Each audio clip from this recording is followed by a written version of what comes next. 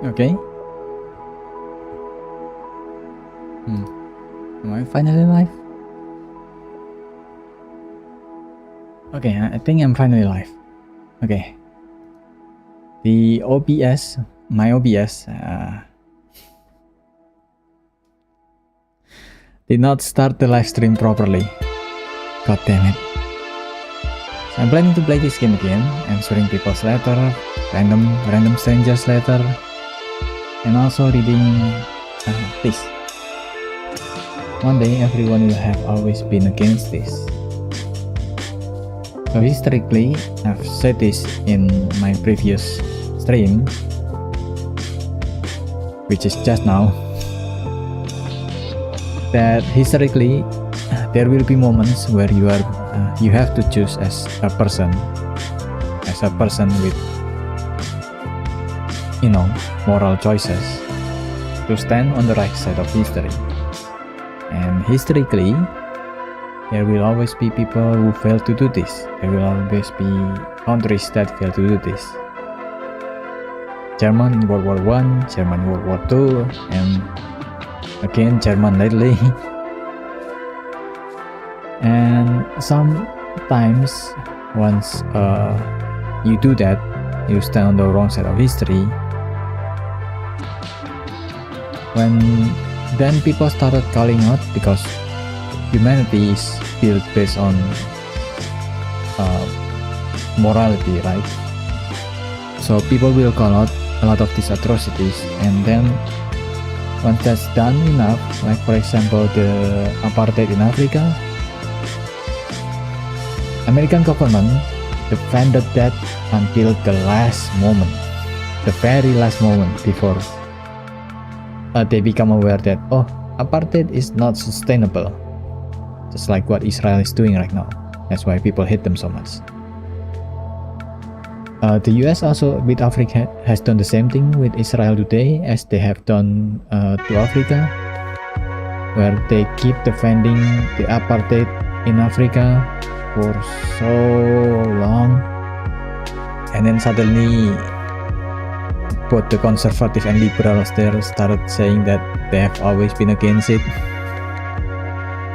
And they also did this by downplaying all the things that Africa has done to be free, like the violence of it all, the group that America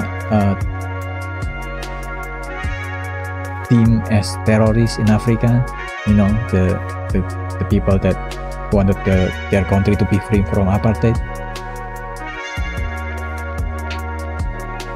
Yeah, they've always been against what they are not against. So I'm glad that a book with a title like that exists, because it called out the hypocrisy of the Western Occidental, which is a good thing. Anyway, before I read that book, let's answer a few letters.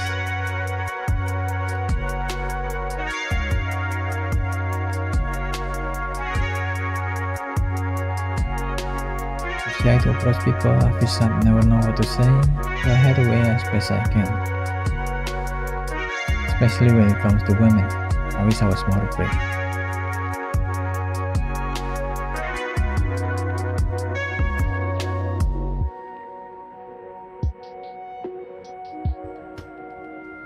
A form of communication.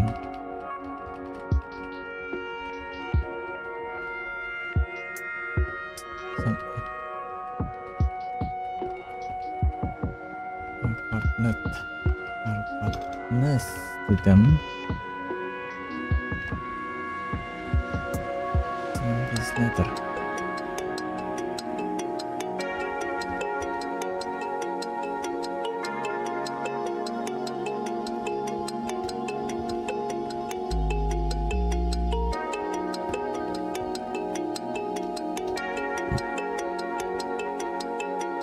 Because it's not face to face.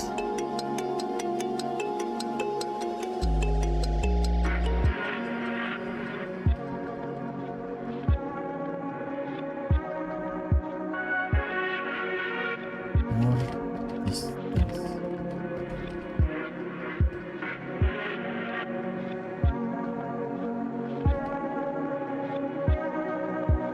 More distance from it.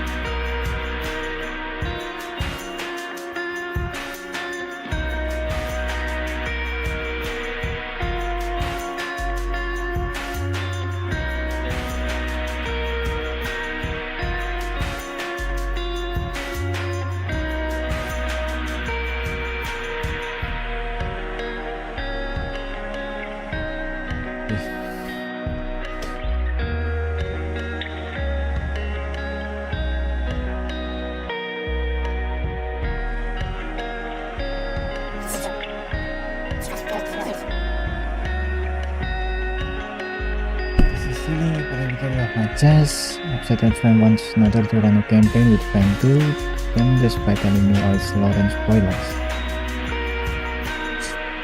Are you talking about the ending?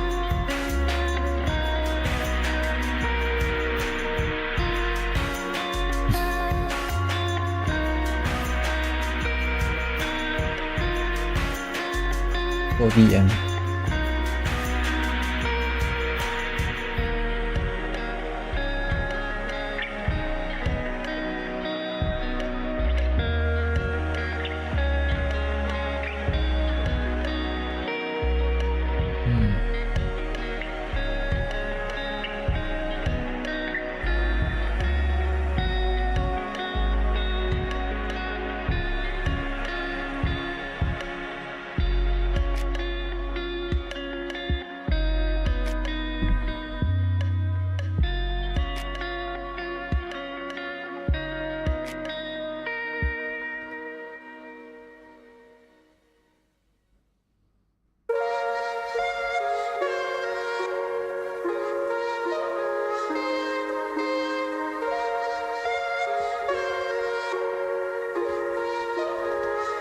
Person sings.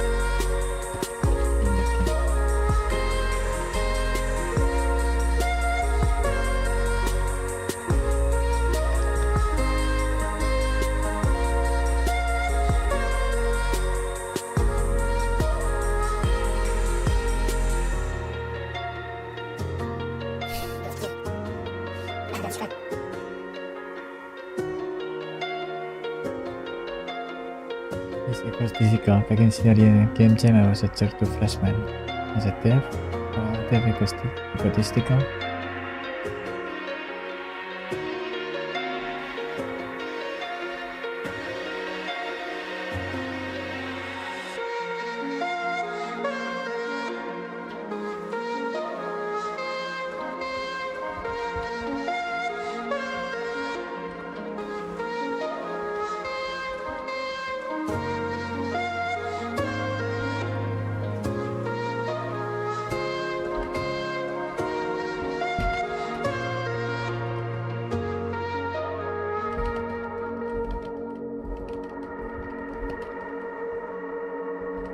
To next audience.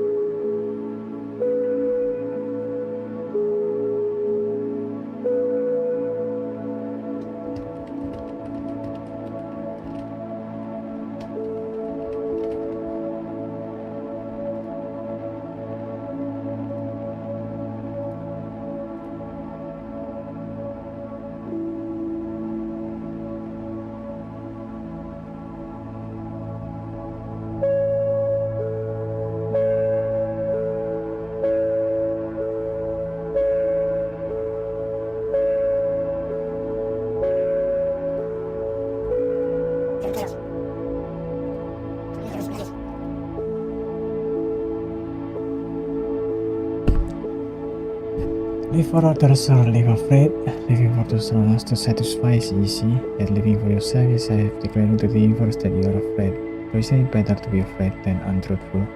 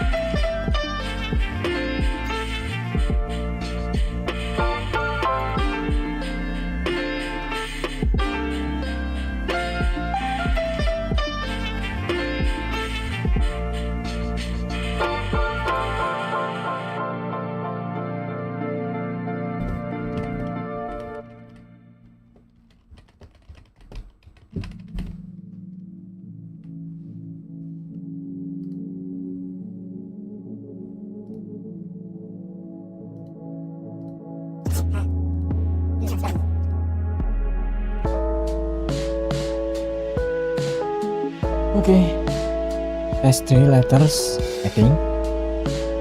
Thank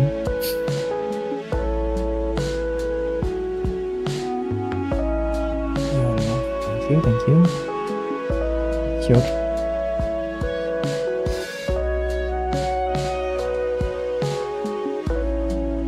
Okay, let's start reading from the start again. This is One Day Everyone Will Have Always Been Against This by Omar El-Akkad.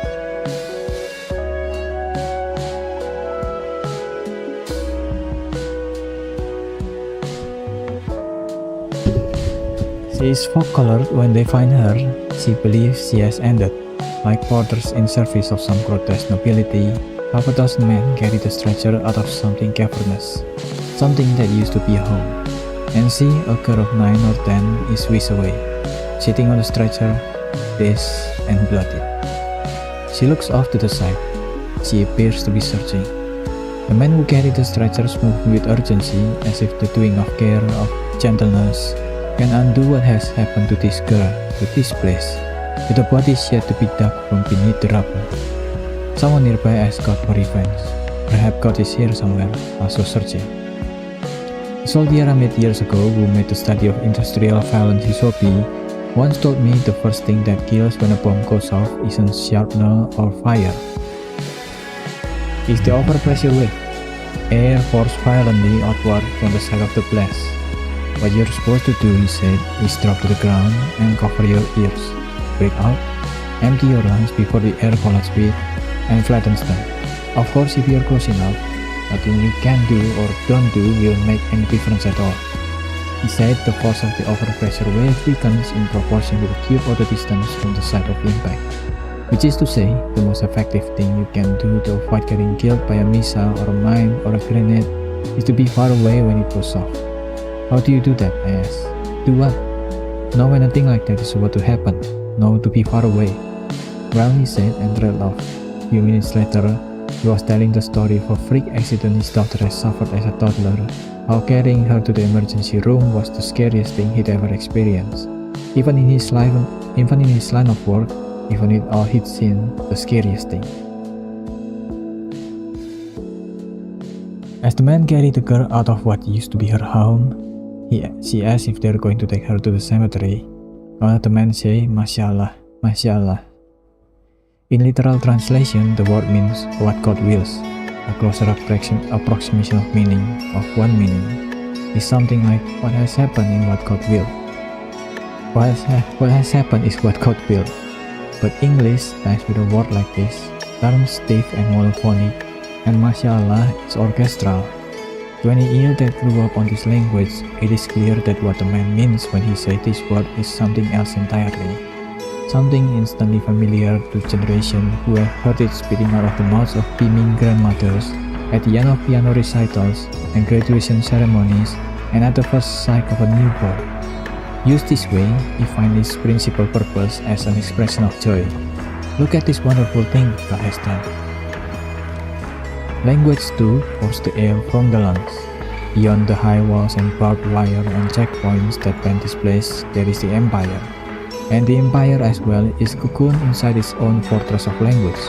A language through the prism of which buildings are never destroyed but rather spontaneously combust, in which blasts come and go like chinook over the mountain, and people are killed as though to be killed is the only natural and rightful ordering of their existence, as though living was the aberration. And this language might protect the empire's most bloodthirsty fringe, but the fringe has no use for linguistic malpractice. It is instead the middle, the liberal, well-meaning, easily upset middle, that desperately needs the protection this kind of language provides. Again with the liberals? Because it is the middle of the empire that must look upon this and say, yes, this is tragic, but necessary, because the alternative is barbarism.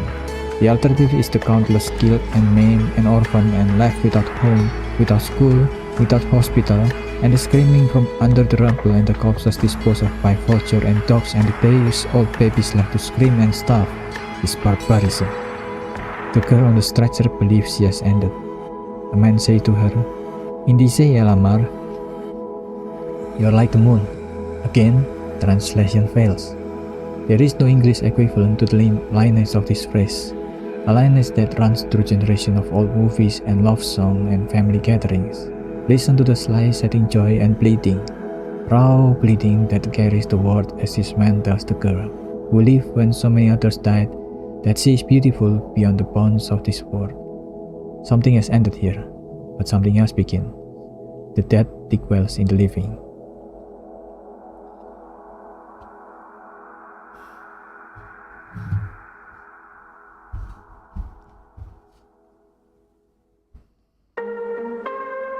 Okay, as you might be aware, this is the story of a Palestinian girl whose house was just bombed. All her friends and family in the building is dead, and she is the only survivor. It's unfortunately a common story nowadays. And while the book also condemns the people who do this, the conservative that is at the forefront of this fascism, this genocide. But the liberals are not exactly blameless in this situation, because liberals have the habit of sitting on a moral high horse without, taking a stance, and a lot of them still do. For example, Nebula TV, the streaming service that is built by a lot of YouTubers, RedTubers, is what people seem to call them. One of the founder, J.D. Chapman, from the channel Second Talk, make a stance against the genocide because it is a genocide after all. Babies killing, babies raping is not exactly that hard to condemn it. But because he does that, Nebula TV other creators kick J.D. Chapman out of the Nebula TV because taking a stance against this genocide at that point, or at this point even at this point, is still not good for advertisement. So they choose to kick J.D. Chapman. They choose to stand for baby killing instead for money, basically. That's what liberals do. That's why they need languages to shield them against the judgment of others for doing that.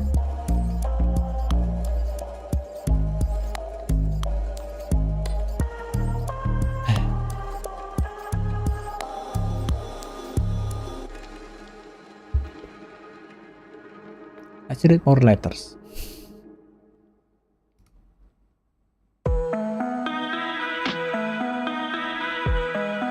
I looked up this man on YouTube because of his teaching. One day I found out he started married, and that broke my heart and made me sad. I find such reactions strange. I can't really pinpoint why. I myself am married.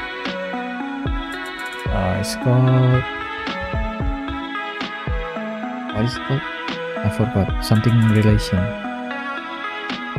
Parasocial.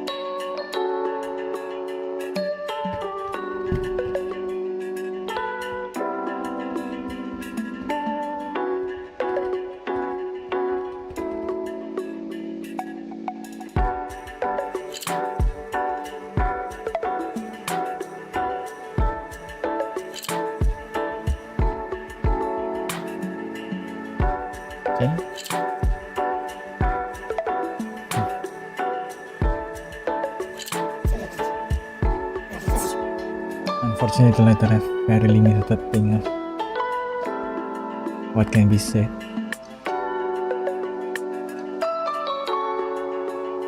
I have convenient job, but I'm going crazy. I feel like a prisoner doing a boring office job 8 hours a day. There's like 30 years of work ahead of me. I'm so burned out but cannot quit. I wish I was smarter.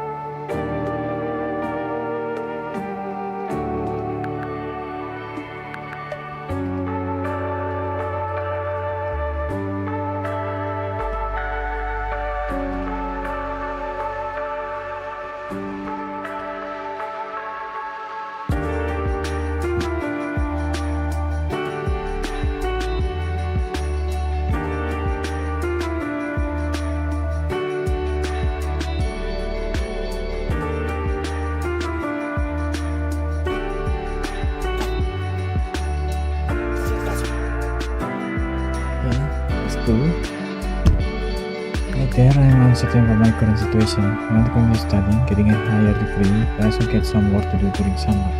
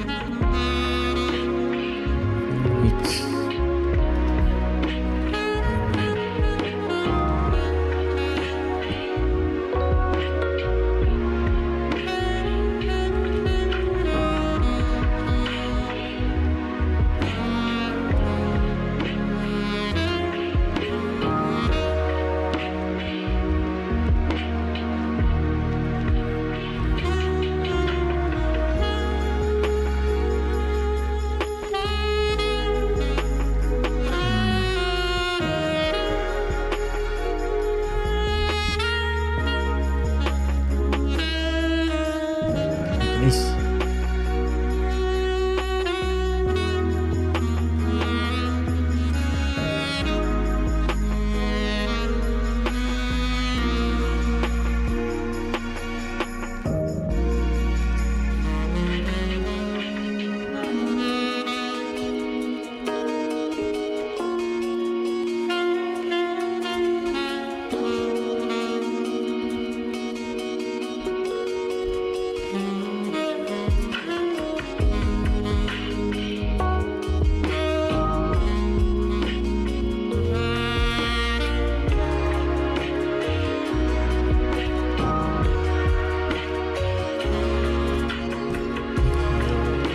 Choice.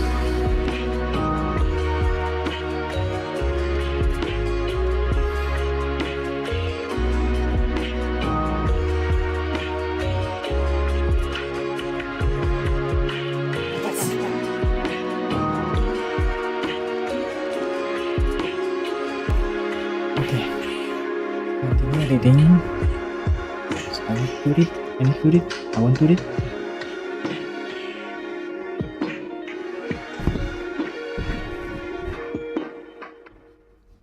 Okay, Chapter 1, Departure.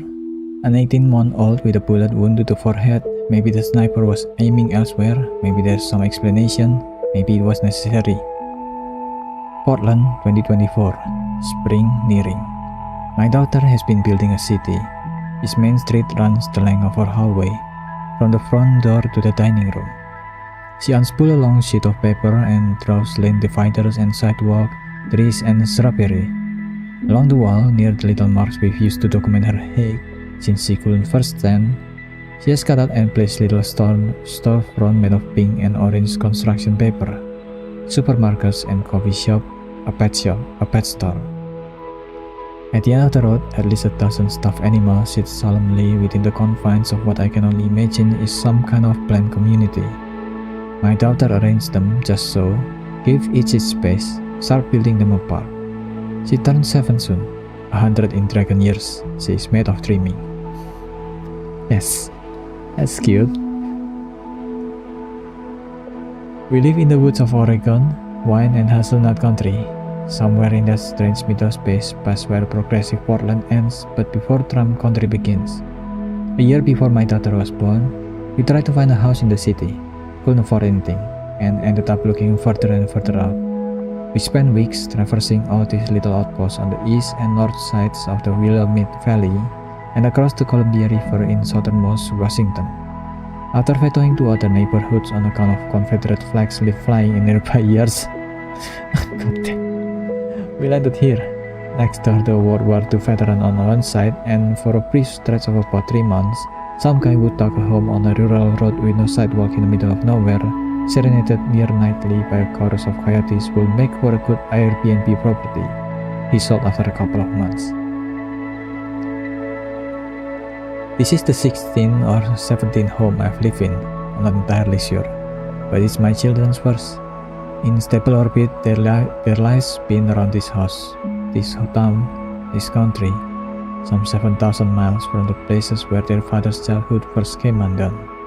Occasionally I show them pictures, crack open my now arthritic high school yearbook and say, yes, that's me with a ridiculous skirt, with a full head of hair. I show them pictures of their grandfather, who died before either of them were born. In one photo, he's parked on the side of a desert road next to his friend's car. Both of them are driving those lean, early 90s Mercedes sedans. I try to explain to a couple of children who have no idea what the hell I'm talking about that this car were the status symbol of the time. Prove my family had joined the rank of upper middle class. I see their eyes started to glaze over, and all at once I am struck by the absurdity. How did any of this ever seem important? I was roughly the same age my daughter is now when my dad got that Mercedes. I remember yelping. I did little dance. There's an unbridgeable distance. I know it. I think my children can already sense it. I tell my daughter one day I'll take her to the place I was born, and she can see the pyramids for herself. Figure out what's really going on with the pink snows. I tell her about the beaches along the north coast where the corals neon bright and you can swim right up and pet the fishes. I warn her it won't be like anything she's experienced before. You know how people stop at red lights here? I ask. Well, when we get there, don't be surprised if I pause. Try to figure out how to prepare a child for that. Relative to all she's known so far in life, will come across as complete chaos. People there have made a language out of honking horns, I say, and she laughs. And I know deep down I might never take her back. I've learned to justify to myself this severance. It'll overwhelm her, confuse her, and anyway, I've been gone so long from the country of my blood that there's really no points, no connection left. But there's fraudulence to those excuses. No different than when my wife and I found out we were having a girl, and I spent weeks and weeks considering baby names that would work in the West and Middle East, that would allow her to pass through many worlds untroubled. In truth, I lean away from the faraway side of my daughter's lineage on her behalf, because for more than 40 years, I've seen what carrying that weight means. I've seen cousins pulled into secondary at JFK on account of their Arabic accents. I've heard my own name mangled every which way. The letter E turned to syrups in the throat if you haven't been brought up hearing and saying it. I've explained politely to deeply well-meaning people that I don't have a problem shaking hands with women. Maybe others Muslim too, I couldn't tell you. We don't all know each other. I've sat through a wildly uncomfortable book tour interview once after I joked that I would write all my novels in Arabic and then run them through Google Translate, and the interviewer believed me. I have on countless occasions been made to stand in for and speak on behalf of every Muslim, every Arab, every brown person on earth, by people who are not monsters, not even actively malicious, but simply have no other point of reference to consult. I smiled and nodded. I was nice about it. God damn it. God fucking damn it.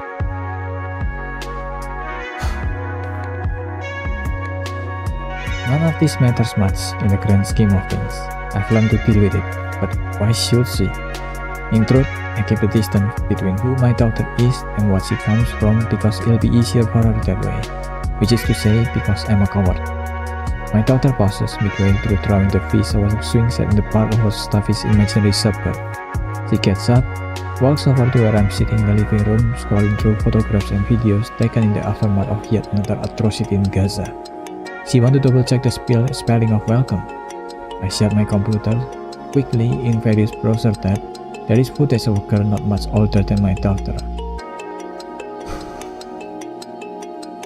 Pulled out of the rubble after an Israeli airstrike.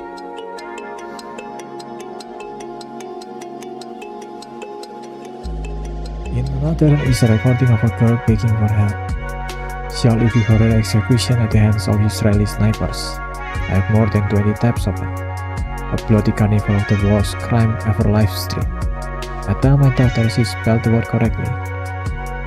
She returns to her part, like Antzero.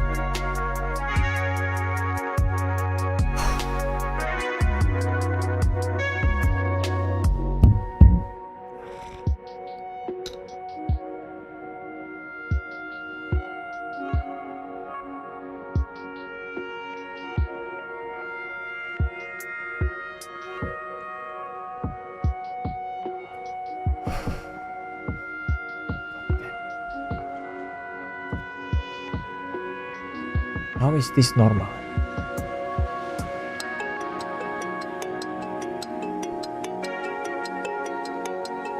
How do you choose not to condemn this if you've made a platform of condemning other things? These fucking liberals.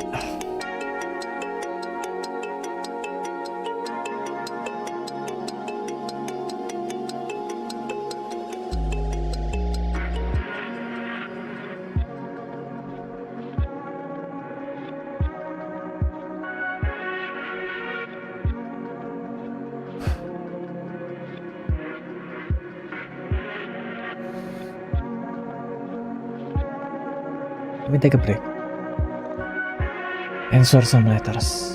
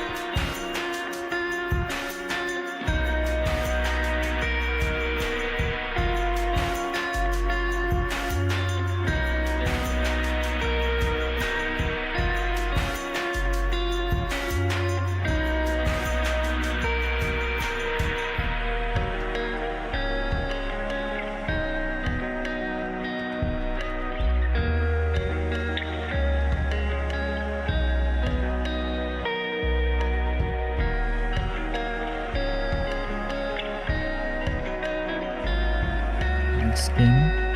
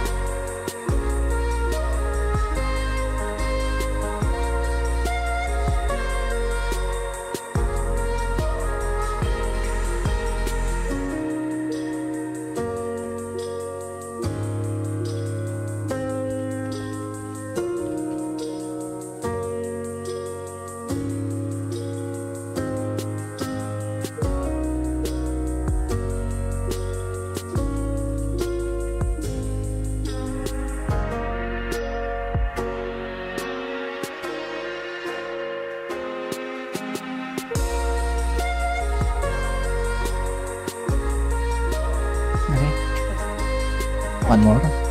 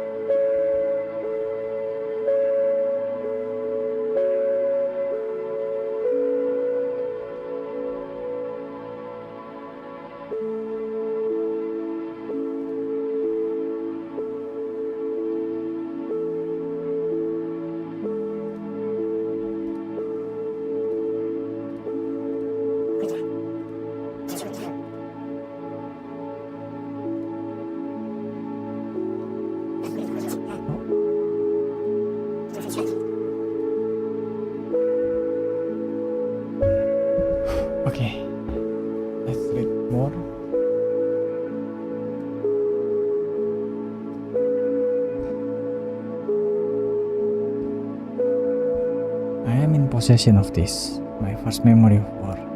Autumn 1990, 3rd grade. The American International School in Doha, Qatar was founded by the US ambassador. His posting, I assume, came as such things to do, a reward for some sufficiently large campaign donation. The AIS was built in part for his daughter G, on whom I had my very first crush. That fall, feeding on a stray crumbs of a dull conversation, things said indiscreetly just within earshot, the nightly news in the other room, I learned there was a war about to begin, not here, but nearby. I remember watching my father place big X on duct tape across all our balcony windows, supposedly to keep them from shattering in the event of a blast. He made jokes about it, and I realized now it was to keep his son calm, to paint as trivial a thing that, had it come, would not be.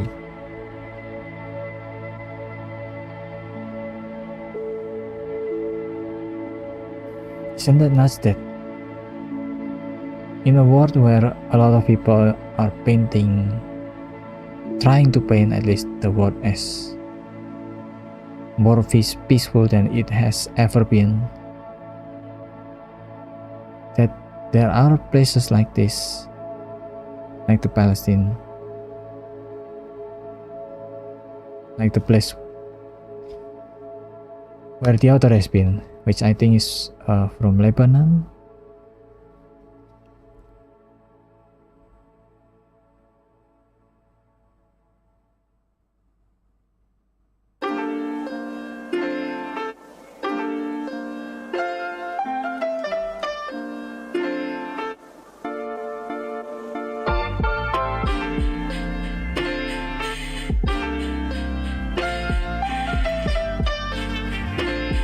And the suffering that is done in these places is done by countries that has claimed that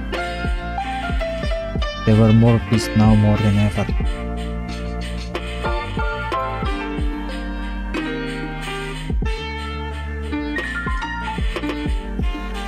The lack of self-accountability and self-awareness is sickening.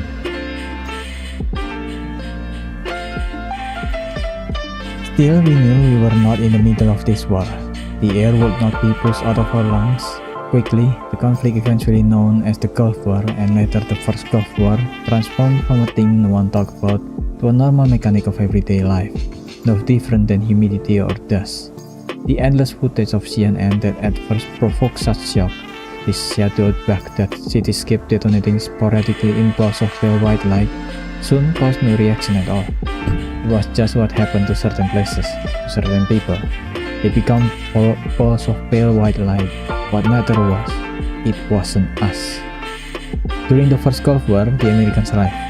There had been plenty of Americans before them, of course, plenty of expats from all over. In the hierarchy of migration, expat is largely reserved for white Westerners who leave their homes for another country, usually because the money is better there.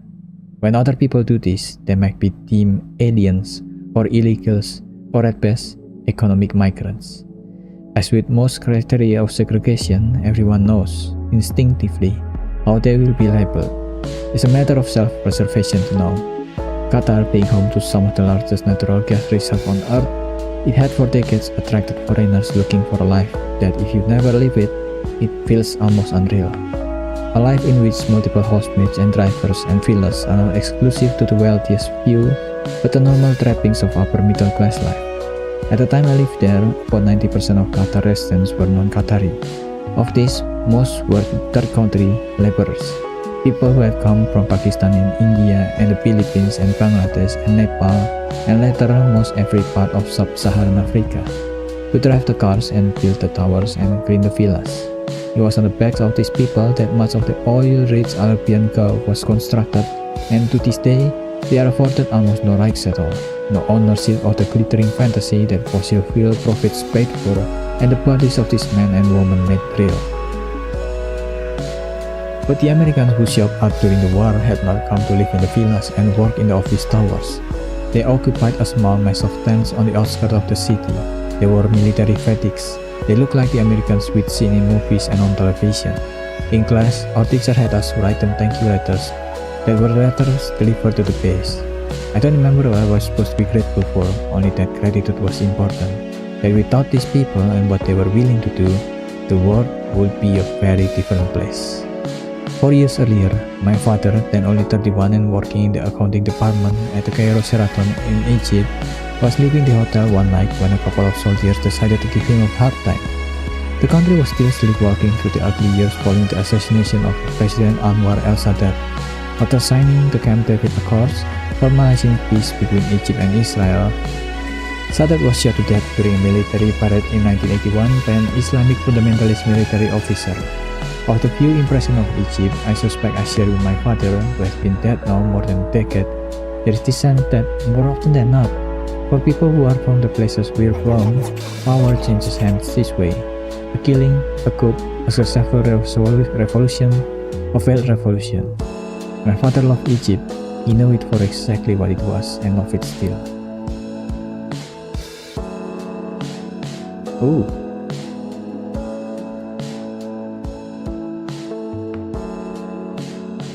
Shortly after I was born in 1982, the man who killed Sadat went from before the firing squad, and for years the whole country lived under the suffocating gravity of martial law. To be outside at night required a formal reason, or else one risks harassment by the soldiers who seem to make a military checkpoint out of every intersection. It is a hallmark of failing societies. I've learned this requirement that one always be in possession of a valid reason to exist. It was late. My father was done work for the night because he was technically part of the tourism industry, and the Egyptian economy has for a very long time depended on tourism to ward off complete collapse. He was afforded special dispensation to be out during curfew hours. The soldier on the corner did not notice. Young, bored, tasked with what authoritarian regimes have ordered young bored soldiers to do since time immemorial, stand there projecting the violent underpinning of political power. They also didn't care. One of them stopped my father. "Your papers," he said. My father pulled out his paperwork without reading it. The soldier tore it in half and threw it on the floor. "Your papers," he repeated. In the 40 or so years since that day, I have talked about this moment more than anything else in the story my father told me. I've talked about it while shuffling my passport across the counter at border crossing, while running from RPG attacks in the dead of night, while sitting in a guest house in Kandahar listening to 2 Taliban officials explain with utmost confidence how the world should be run, while sitting in a courtroom in Guantanamo Bay, watching highly educated men and women assign legitimacy they know is unearned to an ad hoc, hopelessly compromised legal system. It has been, for as long as I can remember, the memory that anchored my overarching view of political malice, an ephemeral relationship with both law and principle, rules, conventions, morals, reality itself, all exist so long as their existence is convenient to the preservation of power. Otherwise, they, like all else, are expendable.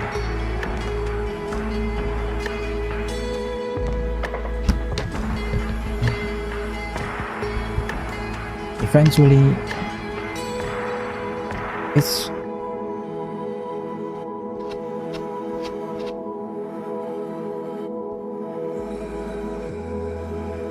if you live in Middle East, unfortunately, like the author, you'll experience a lot of Western intervention, Western imperialism.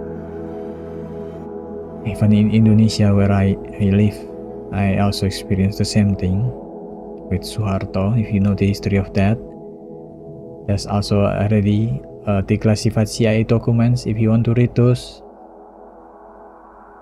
But the Middle East, they have it so much worse. Taliban itself was funded a lot by Western imperialism.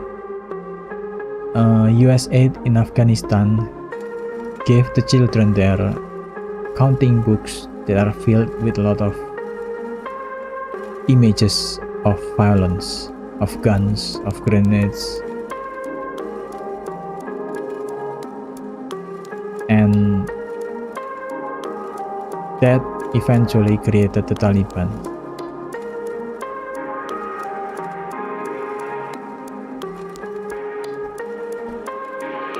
And the Egypt,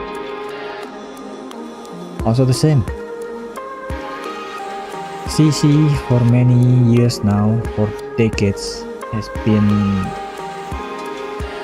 called even by the people from Egypt itself as the dogs of America, because he is such a loyal lapdog, spineless little coward.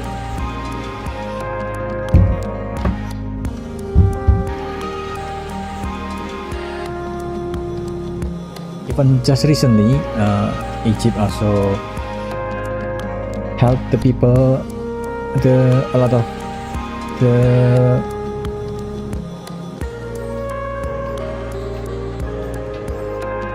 the activists marched to Gaza.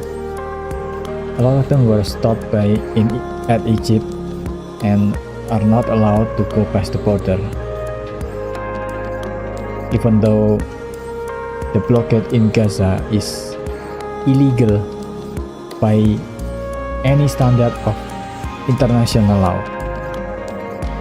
You are not allowed to put a blockade for aid.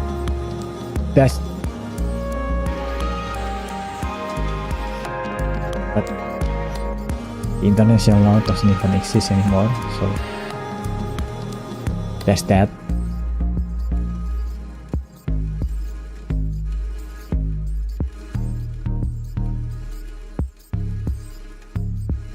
Thankfully, the people understanding of what is happening there is shifting. So we are at a very important crossroad now in between helping Palestine be free. So it's not time to excuse. It's not time to give up,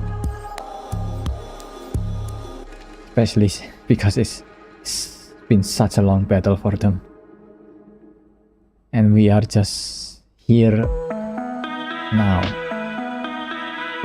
at least most of us, which is good, not a bad thing. Some people trying to argue that the popularization of Free Palestine is somehow a bad thing just because they knew them before October 7, which is very cringe. Do you want to know more, or do you want to help change? What the fuck? Anyway, let's view some requests.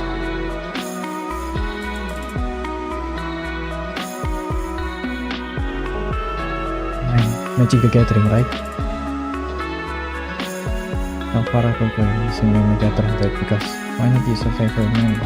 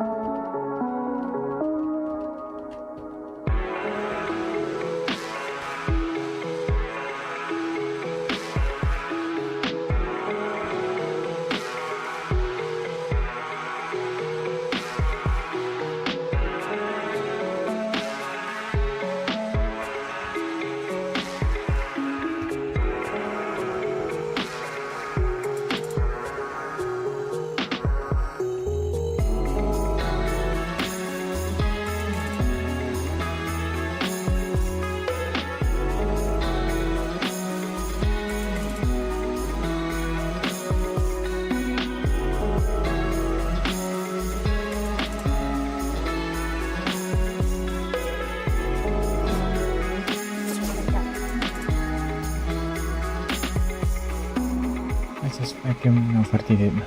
What should I do?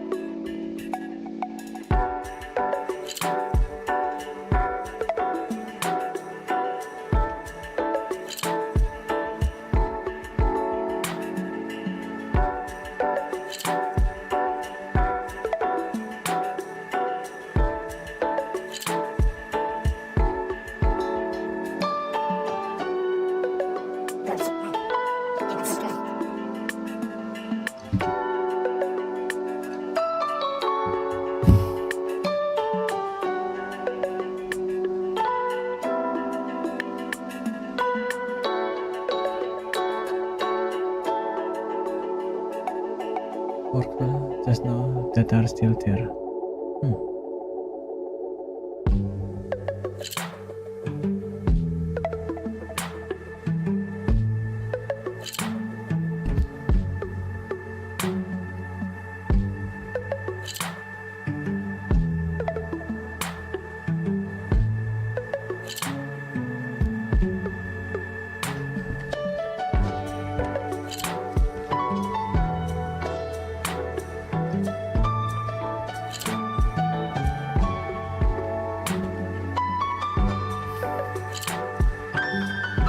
Not a tech support for this software. Damn.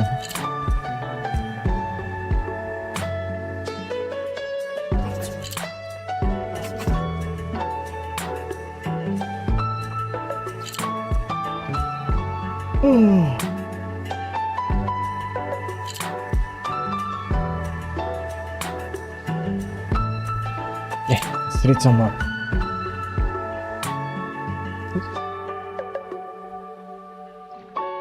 Ooh, that sounds good. Report.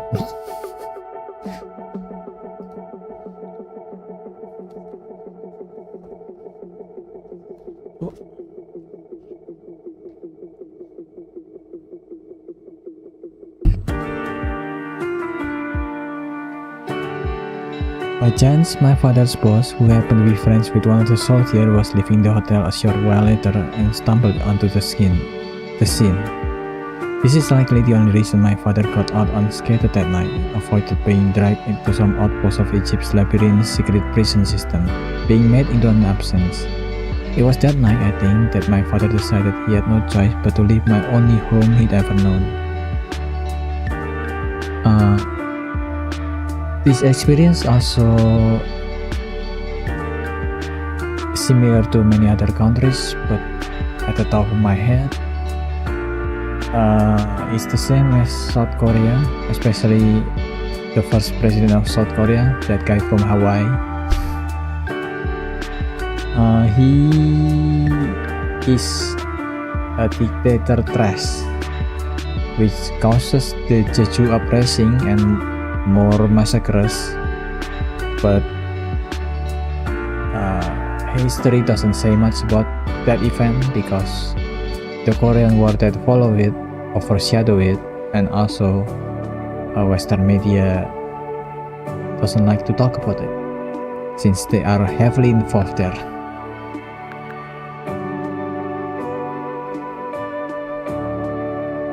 He'd been flirting with departure a long time. Egypt, like so many places trying to force a path on the other side of colonialism, was a country in which the future had been exiled. governed by people who provided for the vast majority of their citizens no plausible avenue of progress from one's current state to something better. Under foreign and then local rule, the central directive never changed. Know your place is a frequent now-setting political inheritance. Come to experience the world under the reign of someone who think of you as subhuman, as underserving or future, and an ugly impression is settled that true power is the ability to do the same to someone else. The foreigners had departed. There was no one left to do it but our own. And so one day, my father, who loved Egypt, who had marinated in its music and poetry and knew every street, every alley, who as a child had sat under the tablet at Haq El Fessari coffee shop in El Hussein and listened to Naguib Mahfouz hold court decades before the Nobel, decided he needed to get out. Elsewhere has since been our lot to carry. It was no unusual thing for likes of us to scatter. After a few months of looking, my father found a job abroad, the way so many Arab men did in those years and the years that followed. It was not a county gig at a hotel in Libya. On the day his new life was supposed to begin, my father went to Cairo airport, handed his passport as security, and was promptly detained.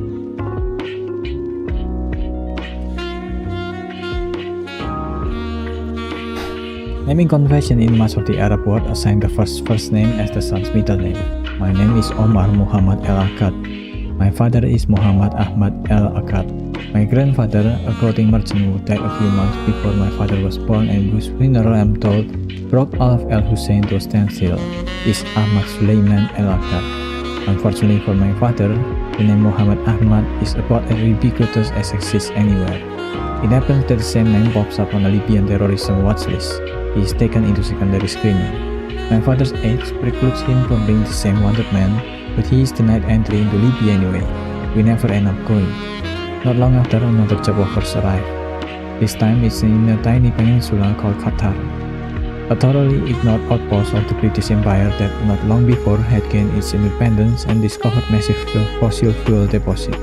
It was one of the fastest growing nations on the planet, flush with gas and in desperate need of workers. My father accepted a position at a hotel in the Qatari capital, Doha. He knew nothing about the place, had no desire to go beyond the money on offer. It paid better than anything he'd ever find in Egypt. One of the more ironic facets of life in a place like Qatar, one of the safest nations on earth, at least from the middle class on up, is that so many people move to this place and are then granted a bonus, hardship pay, for living outside their home countries. He had a family to support, and so he left, having been living ever since.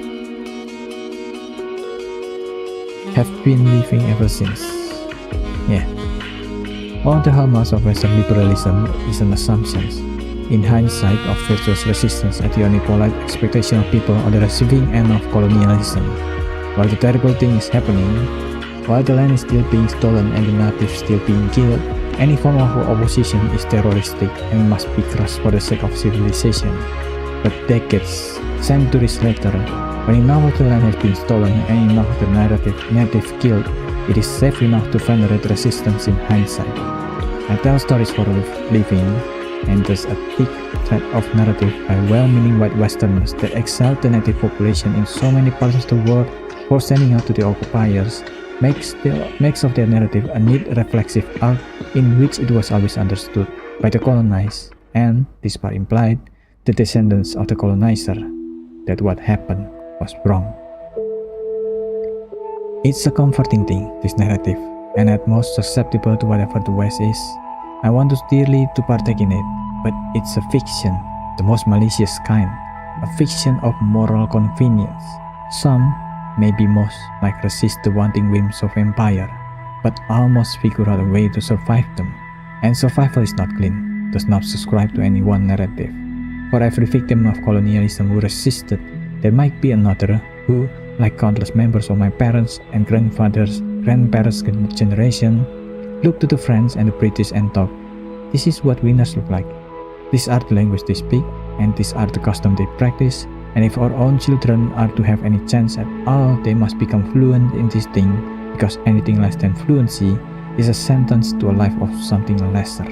It is this impulse to give your child a fighting chance at privilege by immersing them in the myriad language of the privileged world that makes me who I am. that lands me in the American International School at age 8, writing thank you letters to American soldiers. We are all governed by chance. We are all subjects of distance. The winter I turned 16, my best friend Tony got his driver's license. There being not much to do in Doha during the late 1990s, we spent a lot of weekend nights driving around aimlessly, over to the drive-thru of the 24-hour Dairy Queen, or the skeleton of that building by the Jeddah overpass that was halted mid-construction when it became clear the residents in the upper floor would have an unobstructed view behind the walls of our six neighboring estate. One night, near where the Ramada roundabout used to be, we live in one of those places where absolutely nobody used street name or numbers, only landmarks. We came across a fender bender. Two cars were parked on the side of the road. The one that had been rear-ended, a Mercedes, belonged to a man who by his clothing was almost certainly a local. The driver of the Daewoo that had done the rear-ending was Southeast Asian, likely Indian or Pakistani. We drove slowly past them, gawking as the man in Mercedes stormed out of the car and in what seems like one swift movement, removed one of his sandals, rushed over to the driver of the Daewoo and started pummeling him with it. Traffic slowed. Something of a communal spectacle quickly developed. Passing drivers honked their horns. Some kids not much older than us rolled down their windows and yelled something, laughing hysterically. We watched, we laughed. The whole thing must have lasted at most 15 seconds, and yet I've never stopped thinking about it, both the rage in one man's eye and the fear in the other's. It came to me a long time later that the Southeast Asian man had done something worse than a fancy car bumper. He had violated the bounds of his assumed non-existence. In this place, at this time, people who looked like him were to be invincible. They could perform labor and be paid wages, but as vessel of agency beyond the most necessary transaction, they quite simply did not exist. They were not subhuman, they were non-human, non-anything. To allow oneself to think otherwise risks having to contend with the reality that this whole place lived on top of people who looked just like this man. It raised an indictment of an entire narrative, a self-told story of being. It raised everything. I return to the memory of that moment often, the way we watched and laughed, didn't think for a second to stop to interfere as the man in the Mercedes assaulted someone whose existence he had been so rudely forced to acknowledge. It's come to shape the way I think about every country, every community, whose non-existence is necessary to the self-conception of this place, and how uncontrollable is the rage whenever that non-existence is violated.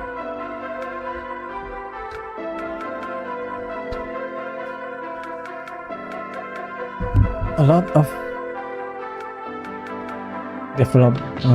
countries, both developing and first world countries, first world and third world,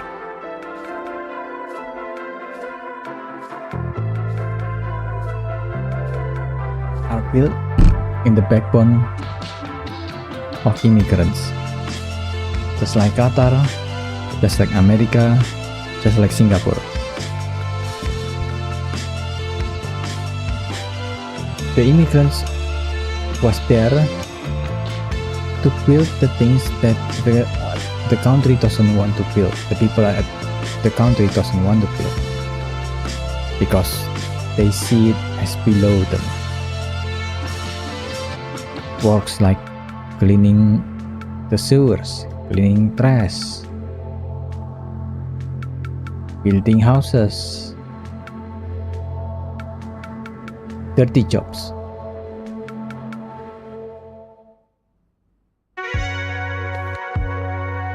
So, because a lot of the people at their own country doesn't want to do those jobs, they then look outside for workers that are willing to do those jobs for a better pay that they can get from their own country.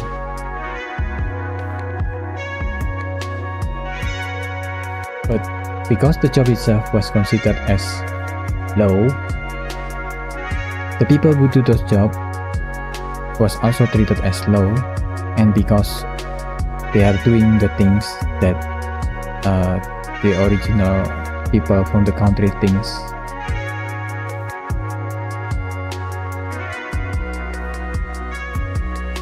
know that it is needed, that they are indebted to them, but they feel shame because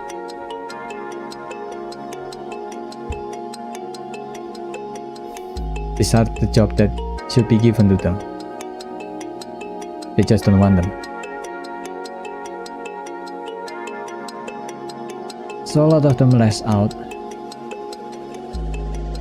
fueled also by their internal racism toward outsiders,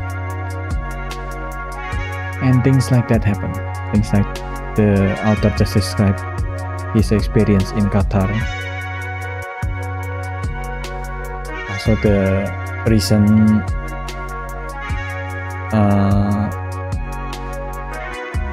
Ice Out of LA in America is also the same thing.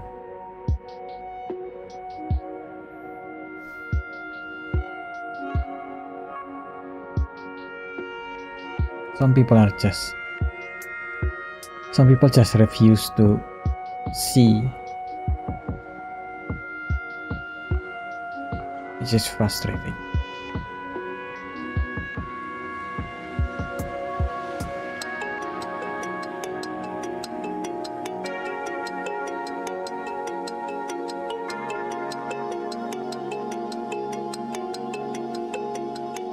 Anime? Is this the song Anime Janai?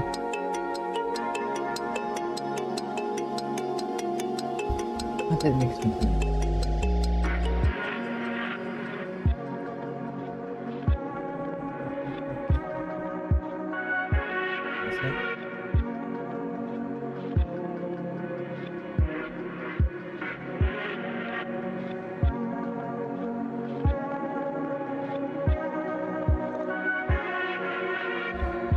In a fictional anime world where superpowers are normal, could this premise be extrapolated to our real world?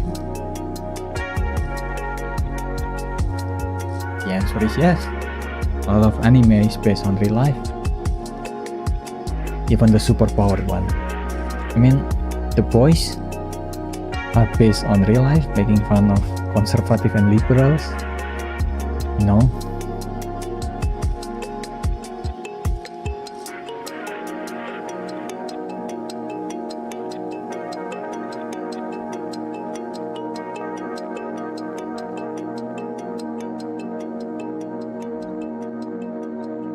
I see my wife making a realistic emotional decision plan while struggling at work, and I can help but give advice.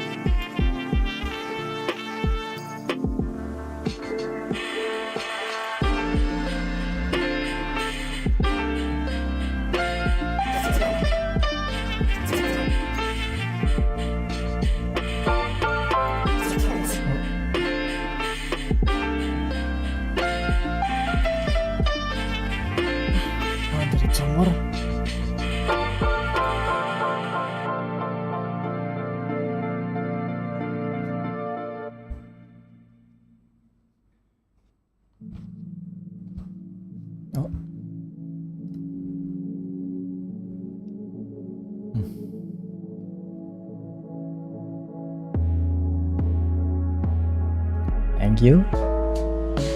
Oke. Somewhere in the basement of my mother's house in Ottawa, there's a CD rack I haven't touched in about a quarter century.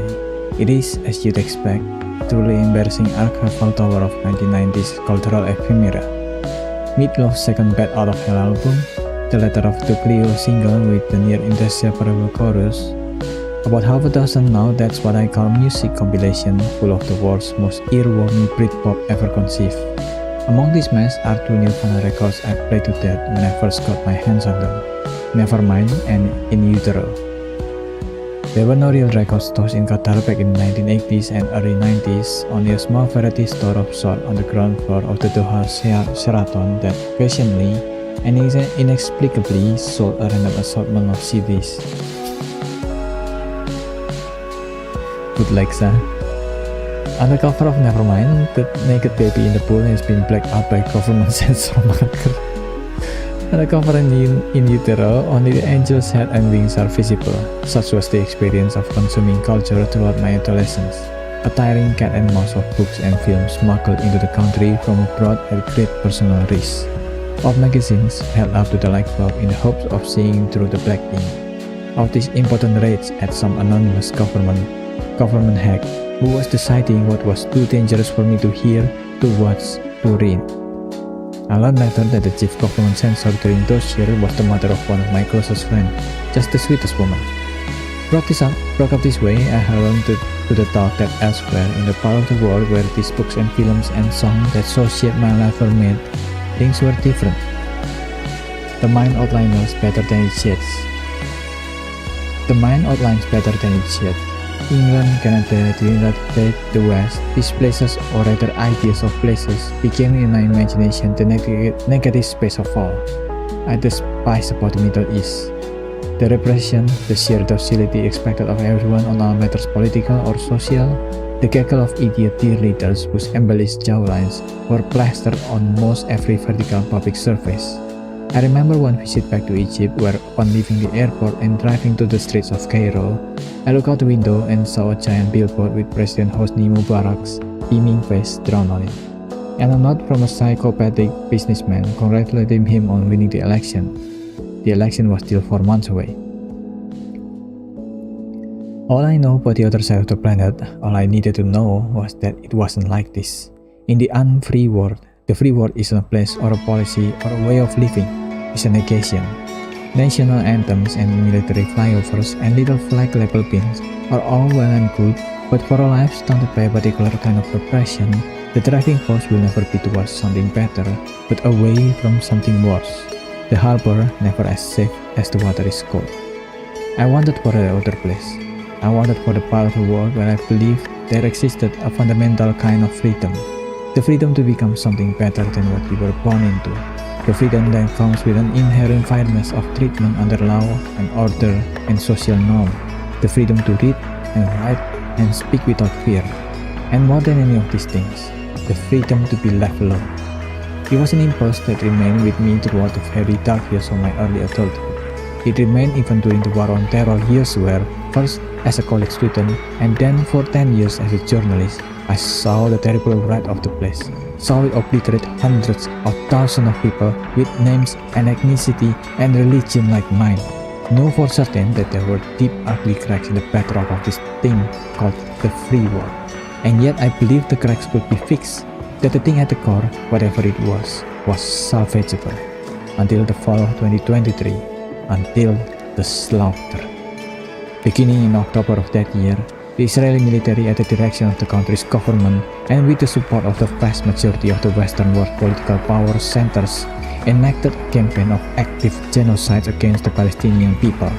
One of the most openly, wantonly vicious campaigns in a near century-long occupation and easily the most well-documented.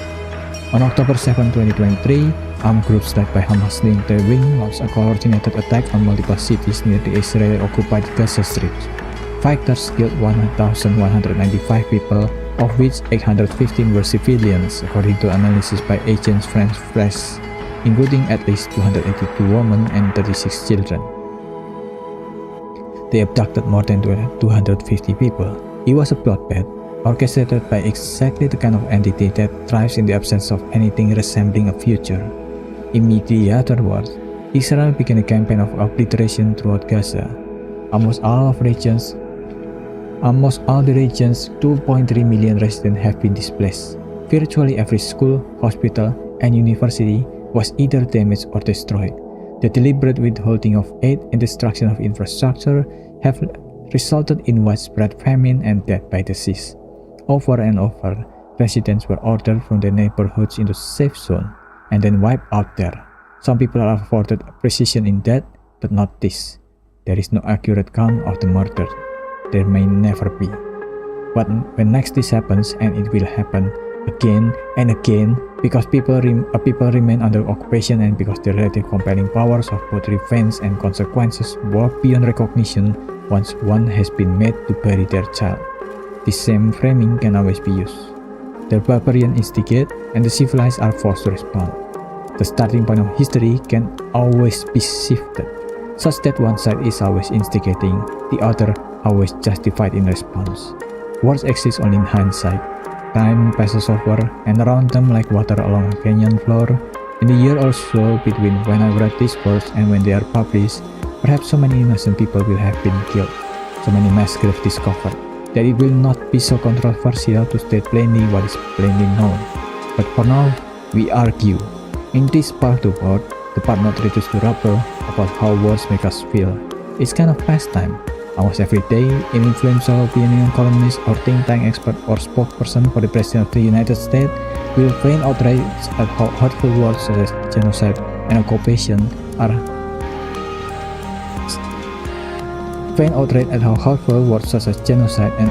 are how disparaging, how uncouth. I have seen almost daily for months images of children mutilated, starved to death, executed, bodies in pieces, parents burying limbs.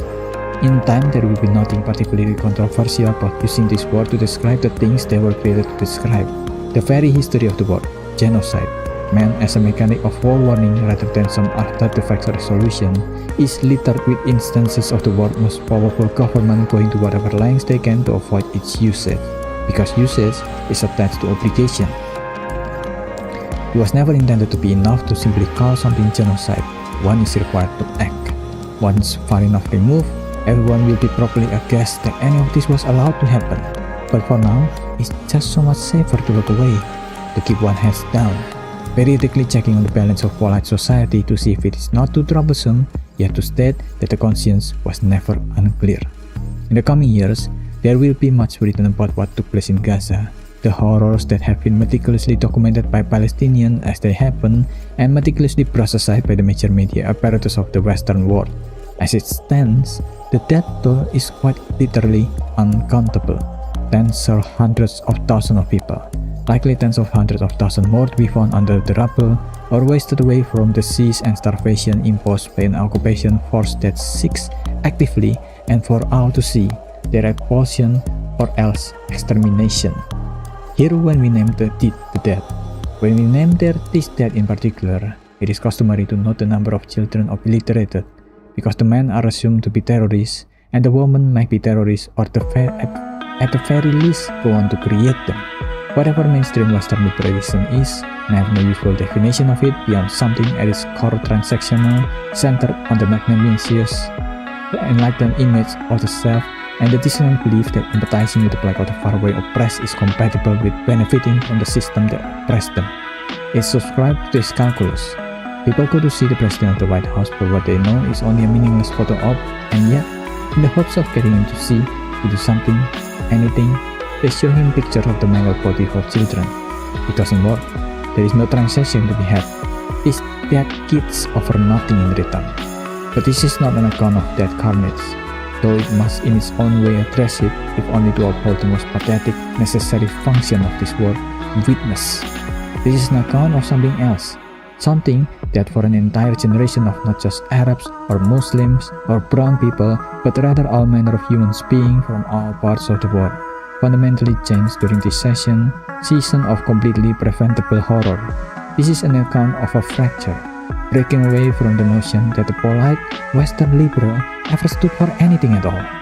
To maintain belief in what is commonly called the rules-based order requires a tolerance for disappointment. It's not enough to subscribe to the idea that there exists certain inflexible principle derived from what is the parlance of America's founding documents may be called self-evident truths, and that the basic price of admission to civilized society is to do whatever is necessary to uphold these principles. One must also believe that no matter the day-to-day disappointments of political opportunism or corruption, or the cavalcade of anastazing lies that make up the bulk of most every election campaign, there is something solid holding the whole endeavor together, something greater. For members of every generation, there comes a moment of complete and completely emptying disgust when it is revealed there is only a hollow, a completely malleable thing whose primary use is not the opposition of evil or administration of justice, but the preservation of existing power. Barack Obama those days, Joe Biden those days, every American president is a war criminal. History is a debris field of such moments. They arrive in the form of British and French soldiers to the part of the world I'm from. Also British and French, war criminal. They choose to the Salvadorans and Chileans and Iranians and Vietnamese and Cambodians in the form of toppled governments and coups over oil revenue and villages. They had to be burned to the ground to save them from some otherwise terrible fate. They arrive at the turn of the 20th century to Hawaii. The US apologized for the overthrow of the Hawaii government almost 100 years later. They come to the indigenous population eradicated to make way for what would become the most powerful nation on earth, and to the black population forced in chains to build it, severed from home such that, as James Baldwin said, every subsequent generation search for lineage arrives, inevitably, not at a nation or a community, but a bill of sale. And at every moment of arrival, the details and the body count may differ, but in marrow, there is always a commonality, an ambitious, upright, pragmatic voice saying, just for a moment, for the greater good, cease to believe that this particular group of people, from whose experience we are already so safely distanced, are human. Now for a new generation, the same moment arrives. To watch the leader of the most powerful nation on earth endorse and finance a genocide prompts not a passing kind of disgust or anger, but a severance. The empire may claim fear of violence because the fear of violence justifies any measure of violence in return, but this severance is of another kind. A walking away, a non-involvement with the machinery that will produce or allow to produce such horror. What has happened for all the future bloodshed it will prompt will be remembered as the moment millions of people look at the West, the rules-based order, the Shah of modern liberalism, and the capitalistic thing it serves, and said, I want nothing to do with this. Here then is an account of an ending.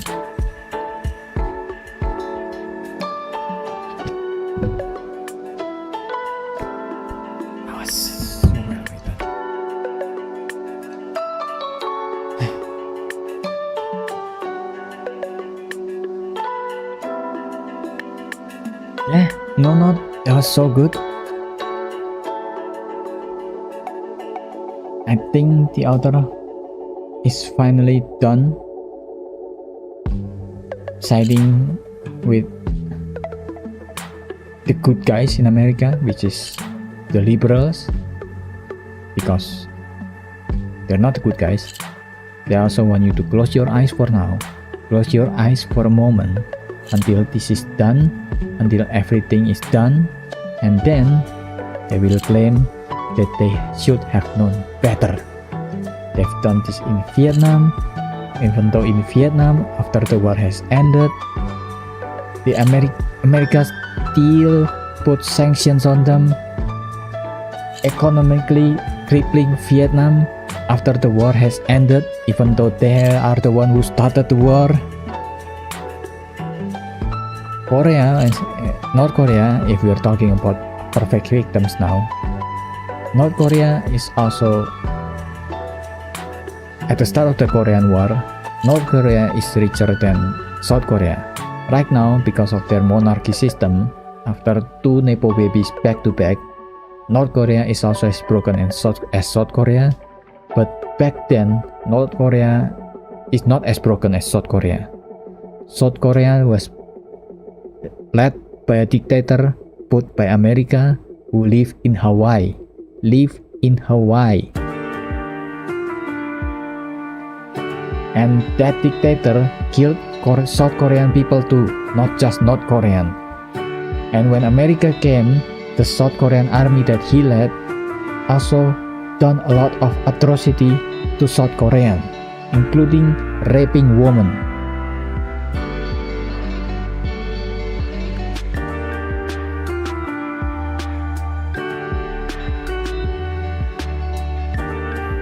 But still the rebels want to say that, close your eyes, this too will be over. Fuck you.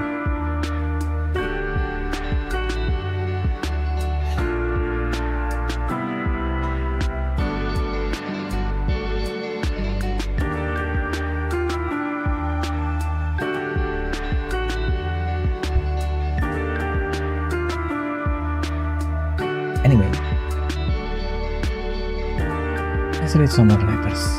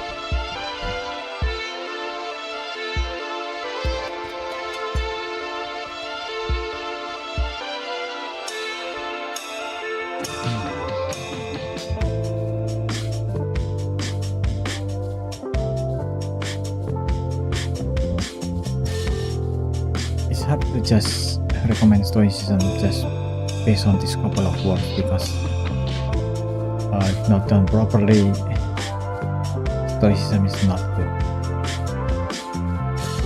It can be bad even. I'm not saying that.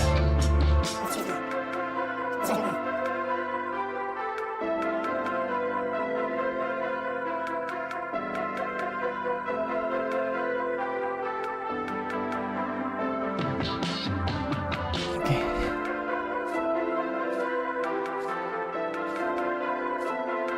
Maybe for a break.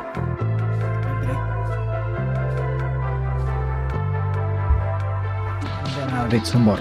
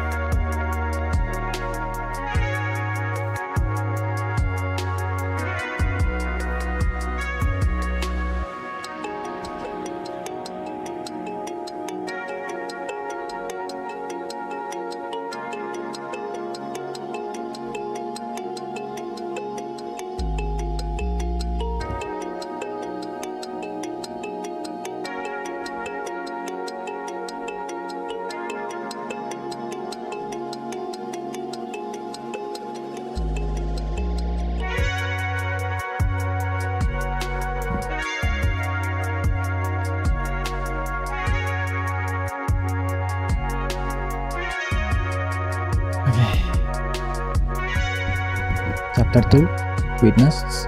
In the pauses between onslaught, they arrive at what's left of the hospital, missing limbs, skin burned away, maggot crawling out of the wounds. The medics are forced to create a new acronym for them. WCNSF, Wounded Child, No Surviving Family. Montreal, 1998. For the first 16 years of my life, I have no sense of what winter can be. Montreal is not a forgiving initiation. I remember standing near the rotting gates on Sherbrooke Street at the foot of the McGill University campus, waiting on a friend. Early December, the first really cold days. My parents and I had only just arrived in Canada 3 months earlier. On my last morning in Qatar, the temperature was set to reach a high somewhere in the 40s Celsius, 110 Fahrenheit. Now, magnified by this thing called wind chill that I'd never heard of before, Montreal dips to 30 or 40 below zero, where the distinction between Celsius and Fahrenheit doesn't much matter anymore.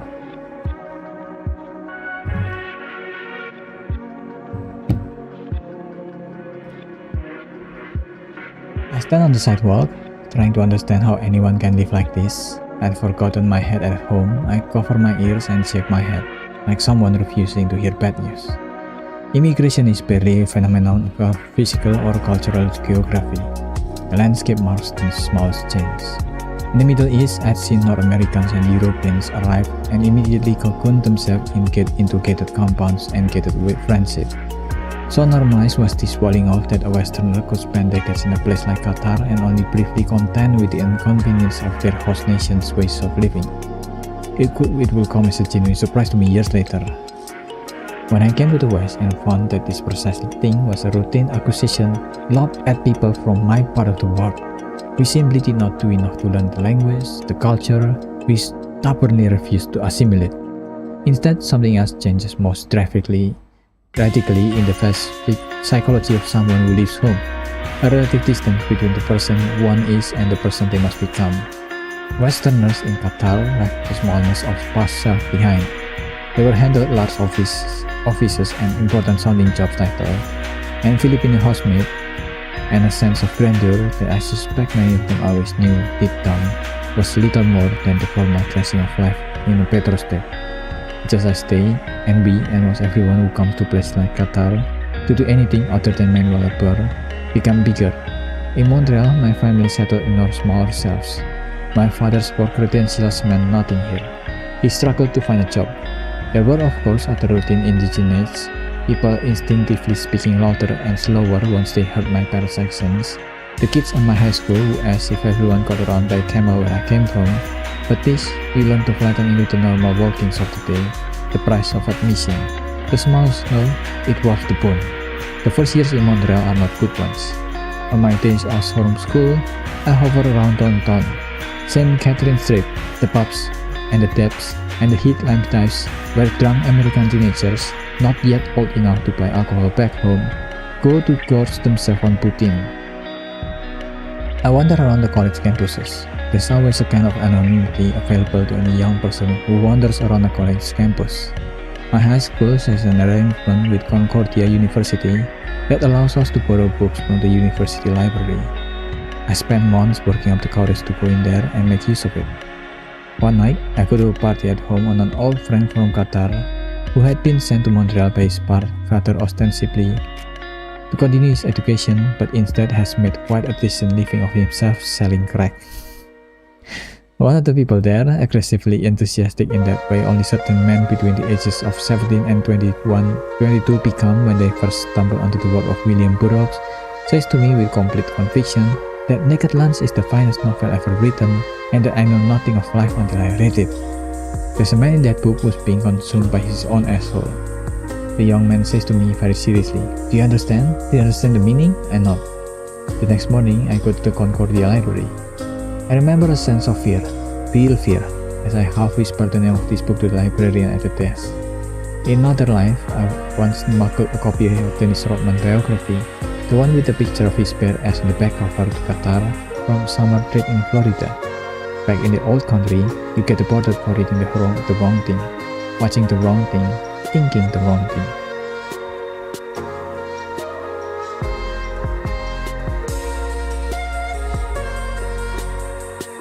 Completely disinterested, the librarian points me in the direction of a row in the stacks.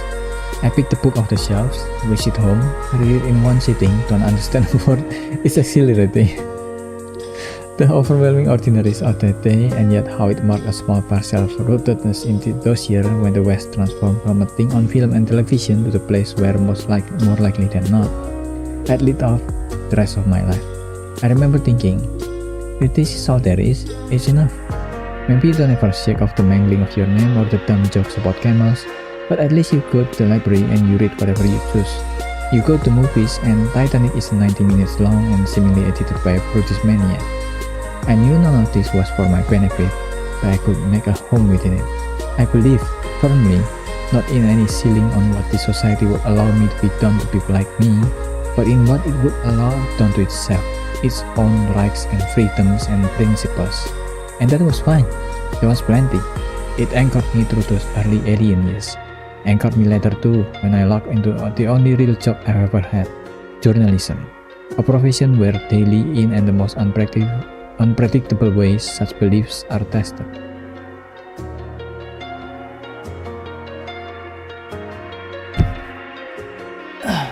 Starting to lose my voice a little bit.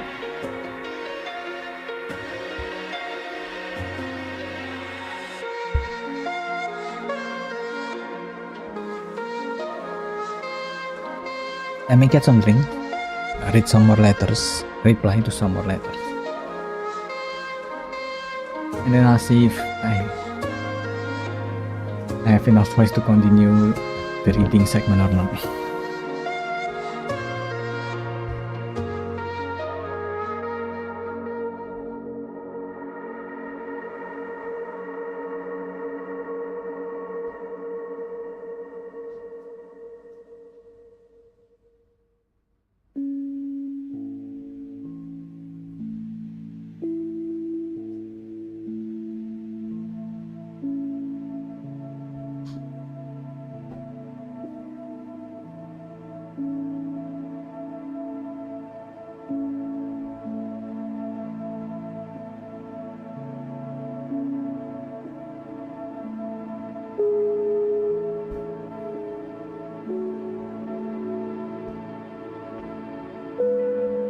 But yeah, the Western world sells itself as the country that had more freedom than the rest of the world, the country that is more advanced, more superior, better, where you can be anything, anyone, the American dream, right? But they didn't tell you that the freedom that they have are built upon taking and taking and taking. So many taking, so many killing, so many brutality, so many barbarism.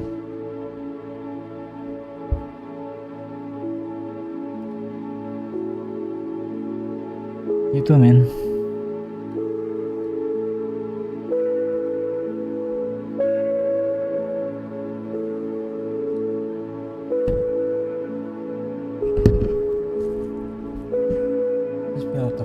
For anniversary.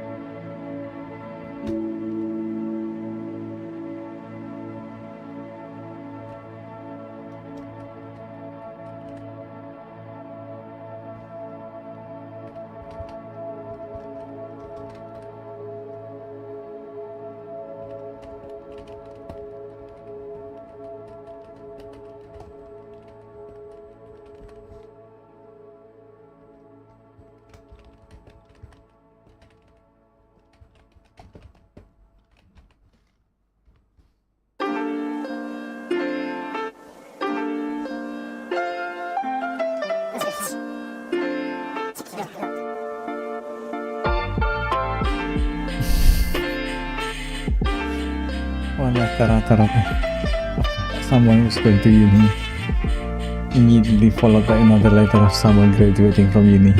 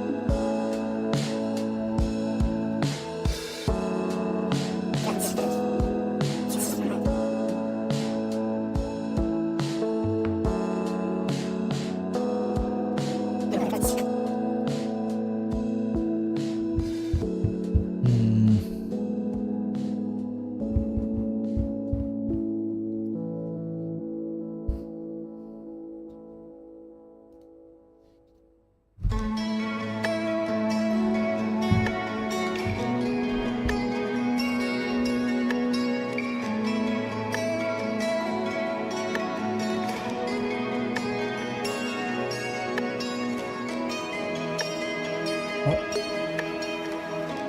thanks.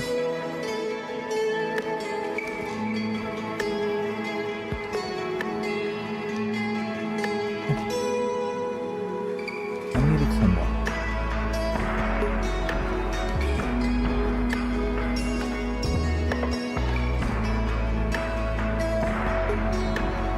Our training began with a fake ambush.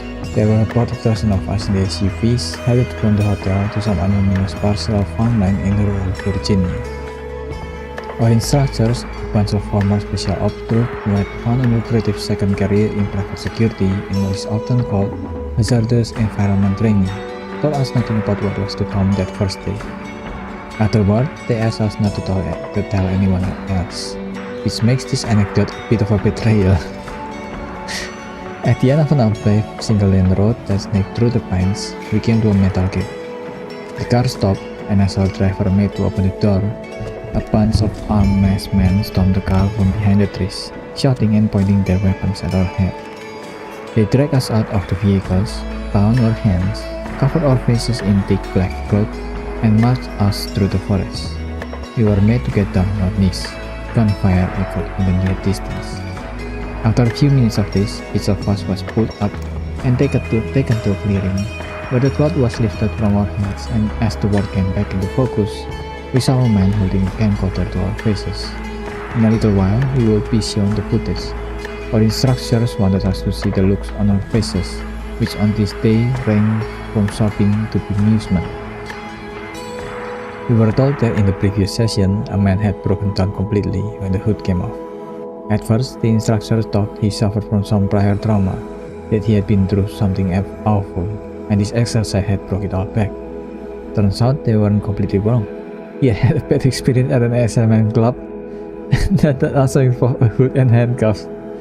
He was a musician and had decided to attend hazardous environment training because he wanted to fly to Iraq and write a couplet opera about the US invasions. I think about this man at least once a month. I think I will too. It is the case for most major news organizations that no journalist can be sent into a war zone or other destabilized corner of the world without this kind of training. The insurance companies would balk. For a week, we spent our days on the farm, learning from men who had lived part of their lives in the faraway arena of great industrial violence. We were taught the basic of combat first aid, tie a tourniquet around it, and get the hell out of there. We were told to always bribe as close to the going rate as possible, never more, so as to not contribute to inflation. One particular exercise involved having us close our eyes and mentally estimate the passing of 1 minute, then raise our hand. The first hand came out at around 30 seconds, the last around 3 minutes. We were then asked to close our eyes once more and walk in a straight line for 100 meters. Within a few minutes, there were people wandering all over the field in every direction. One person had to be wrangled before they wandered into a nearby forest. Finally, we were brought back and taught the undeniable lesson of the exercise. Left to their own devices, most human beings are useless at estimating time, distance, or space. That same day, in a classroom session on war zone preparedness, one of the instructors told us to think about what he called a red flag. There might come a time, he said, when two colleagues find themselves in a situation where one is subjected to something terrible and the other can do nothing about it. Do not think about this. Do not think through this ahead of time. The worst possible thing, and the aftermath, is a mistake, he said. There's no coming back from a situation where one person believes a particular response on the other's behalf, and that response doesn't count. For a week, this was the nature of instruction. This man trying as gently as the circumstances demanded to get a group of one of his reporters to understand what it feels like when the rules of the reasonable war melt away. It was the middle of 2007, shortly before my first short stint covering the NATO invasion of Afghanistan. NATO is one of the entities that eventually became the tool of Western imperialism, unfortunately. I was working as a journalist at the Globe and Mail, which bills itself as Canada's national newspaper, and although the folks at the Toronto Star and National Post might tell you otherwise, it's pretty well the country's newspaper of record. I was 25 years old, and for months I had been pestering the Globe's foreign editor to give me an any assignment. I wanted desperately to be in the world, telling stories of consequence. Stories that, had you not read about them in my articles, you wouldn't have read at all. That this seemed to me then, and still does now, the only kind of journalism any journalist should want to do. Everything else, to paraphrase the common saying about meetings and emails, could have been a press release. 6 years earlier, on a Tuesday in early September, I woke up in my basement apartment in Kingston, Ontario, and realized that I had slept in. Not so flagrantly as to make it impossible for me to get to my first college class of the school year on time, but enough that I didn't really want to. I was an aimless sophomore at Queen's University, and over the course of the next few years, I would attend barely enough classes to count on two hands. I had no idea what I was doing with my life. The only thing I had ever wanted to do was write. I also knew, as I suspect many children of immigrants in the West do, that you don't write for a living. You don't paint. You don't sing. You become an engineer, a lawyer, a doctor. Such were the familial and cultural mechanics that landed me in an undergrad computer science program that, to this day, I find it utterly baffling and left with a degree of any kind. Giving class now a foregone conclusion, I got up. I checked my email. The first message was from a high school friend who had gone on to study at Columbia.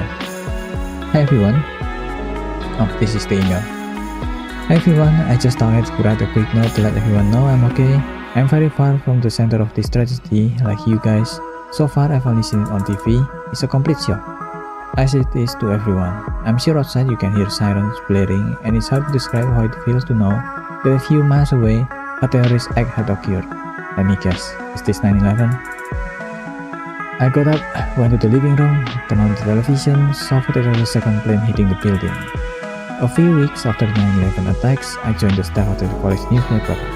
I had no idea how a newspaper worked, only that something had changed. The world had changed, and I wanted to write for it. My first published story was about a group of students who started a fundraiser for victims of the attack. 4 years later, armed with a middling portfolio of features and short new hits, I was offered a summer internship at the Globe's head office in Toronto. It was there over the next 10 years that I received an education in writing, in reporting, in the mechanics of the world. Oh. A cute bear. Cups, the ears, the feet, the little rosy cheeks.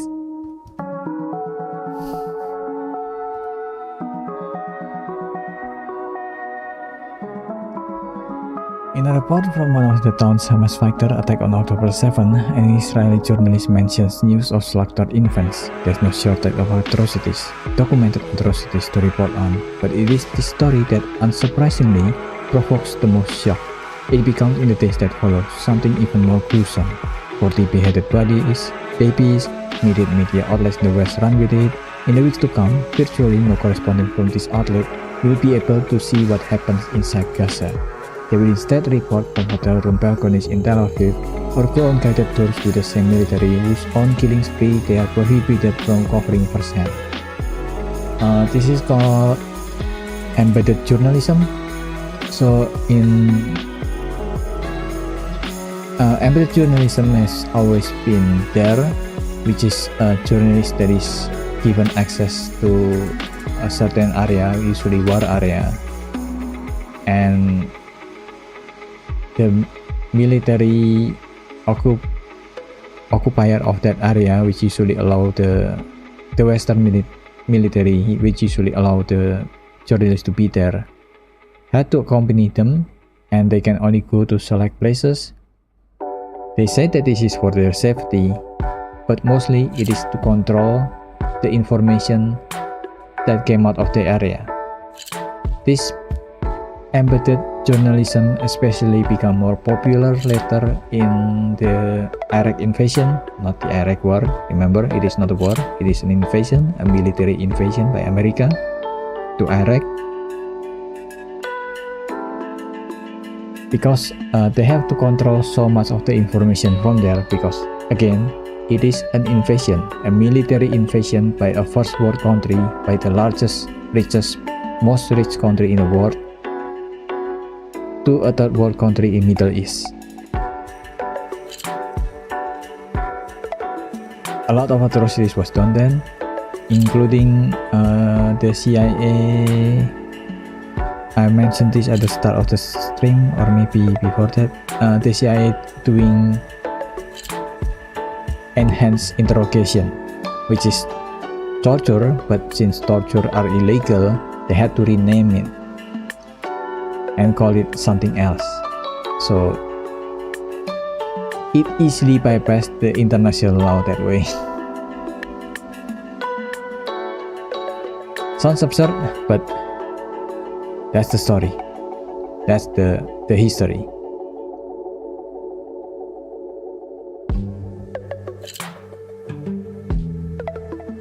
But the story of beheaded babies, even in the early days of the genocide, come to define an essential of unburdening. Almost a quarter century earlier, reports of phantom uranium helped gather support for a war that killed upward of 1 million people. He's talking about again the Iraq invasion. Now once more, an essential truth of calamity journalism is made clear. In the earliest day, in the chaos that precedes systematic annihilation, it is not what the party deemed most malicious has actually done that matters, but rather what is believed capable of doing. Yeah. A lot of people who defended Israel is defending Israel because of what they believe, what the Arab Islam, what the Palestinian is capable of doing, even though most of it is just fantasy that is built upon decades of Orientalism, especially after the War on Terror, which is again the Iraq invasion. And doing so, they ignore the atrocity that is actually happening, not just the perceived fantasy of what might happen, but something that is already actively happening. They ignore that because they are afraid of what might happen in what has not happened. This fantasy, this fiction.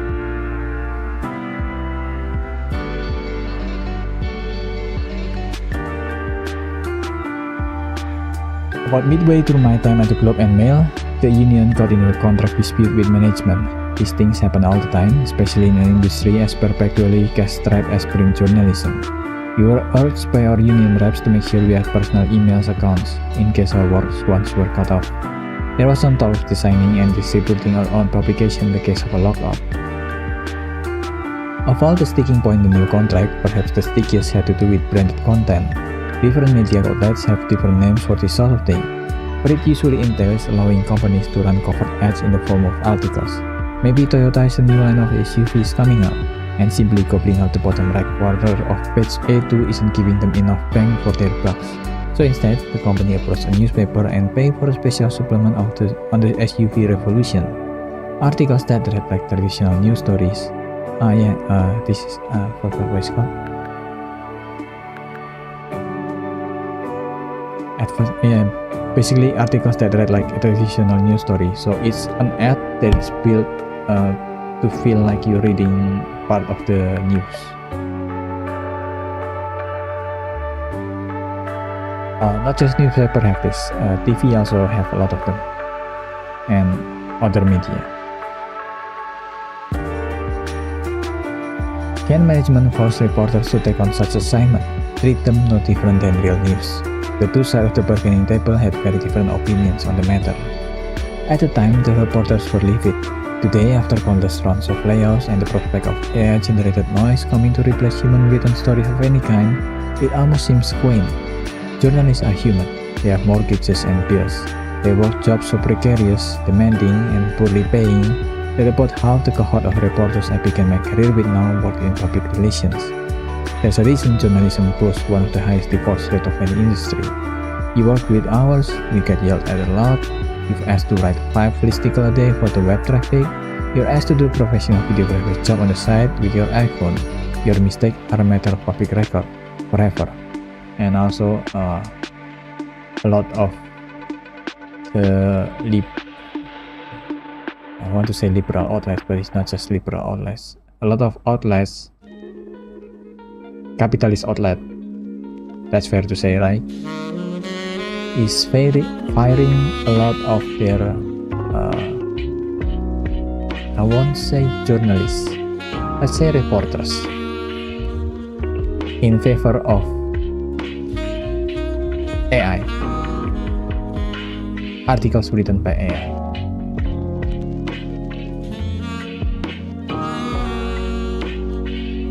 So there's also that. It's not particularly difficult to see the after effect of these forces, especially the economic ones. The most glaring example in the Western world is Fox News, an entity that more than any other has normalized the practice of severing any relationship between the truth and what one wishes the truth to be. It's a common refrain that the news industry has failed to come up with a functioning business model in the internet age. But that's not entirely true. Jettisoning the requirement to report news in favor of inciting the rage and fear and hatred of your audience before severing them up at slogans and bunkers is a perfectly functional business model. It might not be journalism, might be the opposite of journalism, but the check's clear.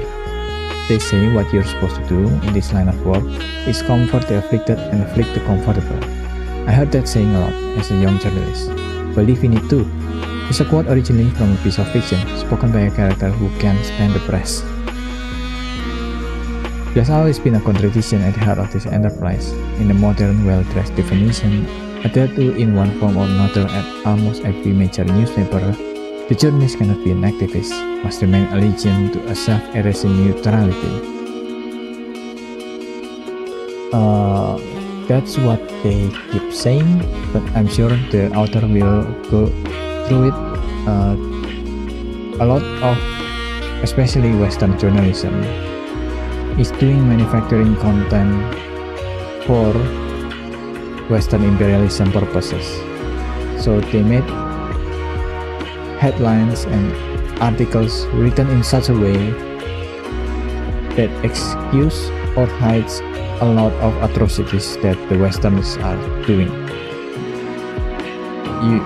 You might see this if you've been following Palestine news.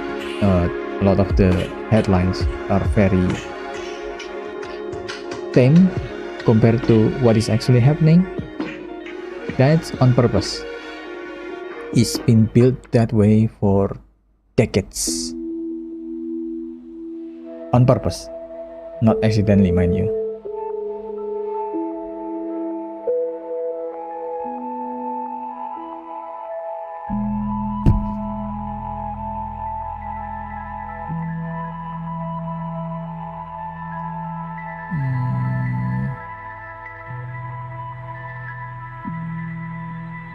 Yet journalism at its core is one of the most activist endeavors there is. A reporter is supposed to agitate against powers, against privilege, against the slimy wall of press releases and PR nothing speak that has come to protect every major businesses and government boardroom ever since Watergate. A reporter is supposed to agitate against silence. To maintain both these realities at the same time of the neutral agitator requires a cognitive dissonance that can be seen in every corner of the industry. In much of the world, the most prestigious journalism prizes honor public service, which is to say stories that prompt institutional change, send a corrupt major to jail, or force the ending of an unjust policy, but journalists themselves cannot call for justice. Except when they can. More than a few of my former colleagues in the aftermath of the Russian invasion of Ukraine and the Hamas attack on Israel proudly boasted of their support for both Ukraine and Israel. When Russian authorities detained and eventually convicted Wall Street Journal reporter Ivan Gerskovich in an obvious sham of a judicial process, almost every Western media outlet called it what it was. But as the Israeli military wiped out both Palestinian journalists and their entire families in a deliberate campaign to silence the flow of information out of Gaza, virtually all the same colleagues, all the same outlets took a very different approach. The profession of journalism necessitated a capacity to understand things, and all who watched the killings understood what was happening. There's a model of self-perception among some journalists that views the world as a playing field and the reporter as some combination of referee, scorekeeper, and play-by-play announcer. It's a model that seeks to assign agency while maintaining the veneer of both neutrality and objectivity. If there's a foul, the referee will call it, regardless of which team is responsible. The announcer will tell you what happened. The scorekeeper will tell you the result. No favor, no bias. One can see the consequences of this kind of model most frequently in political coverage, where the chief concern of so many stories is not the substance of the policy proposal, but the way it moves the polls. It's a bizarre, destructive form of pragmatism, the jettisoning of moral faculties in favor of a near Machiavellian view of the world. But it is also symbiotic, as vital to the people being reported on as it is to the people doing the reporting. I remember early in the 2016 election campaign, Donald Trump musing about forcing American Muslims to carry special identification card, a proposal that is by any honest measure reminiscent of the preamble to some of history's worst atrocities. Hillary Clinton condemned the idea and returned to her talking point about how American Muslims were important allies in the war on terror, the government eyes and ears on the front lines of radicalization and extremism. That's not why such a proposal deserves condemnation. It deserves condemnation because it is morally repugnant. But morals complicate matters. They introduce an obligation to oppose. They also force everyone involved to confront the act that a significant swath of the American electorate does indeed consider the affected group to be so threatening, so inherently barbaric, that making them carry special identification card become perfectly acceptable, and that in turn forces a reckoning with what the United States has become, or has always been. So instead, the coverage shifts to a flattened mode, listing claim and counterclaim, measuring the impact on the poll numbers. Everything becomes a horse race. How long a society can function under such a journalistic model before deteriorating into something unsalvageable is an open question. But the entire notion of reporter as referee, announcer, scorekeeper, even if it has any merit, requires the game on the field to be played in accordance with some set of rules. It has no capacity to deal with players who kneecap their opponents in the locker room, who have no interest in the rules or even the game itself. Listing one position and then the other, and letting the reader make up their own mind, fails entirely in the face of plain bad faith. The result is absurdity. Articles in which the reporter has had to pretzel their way to a level playing field between the claim that fewer guns will reduce gun violence and the claim that more guns will reduce gun violence. Neatly wrap up paragraph of what in the industries is called M-copy, explaining background of a conflict by listing an act of aggression by one party and then an offsetting one by the other, absent historical context, so as not to be seen as taking sides.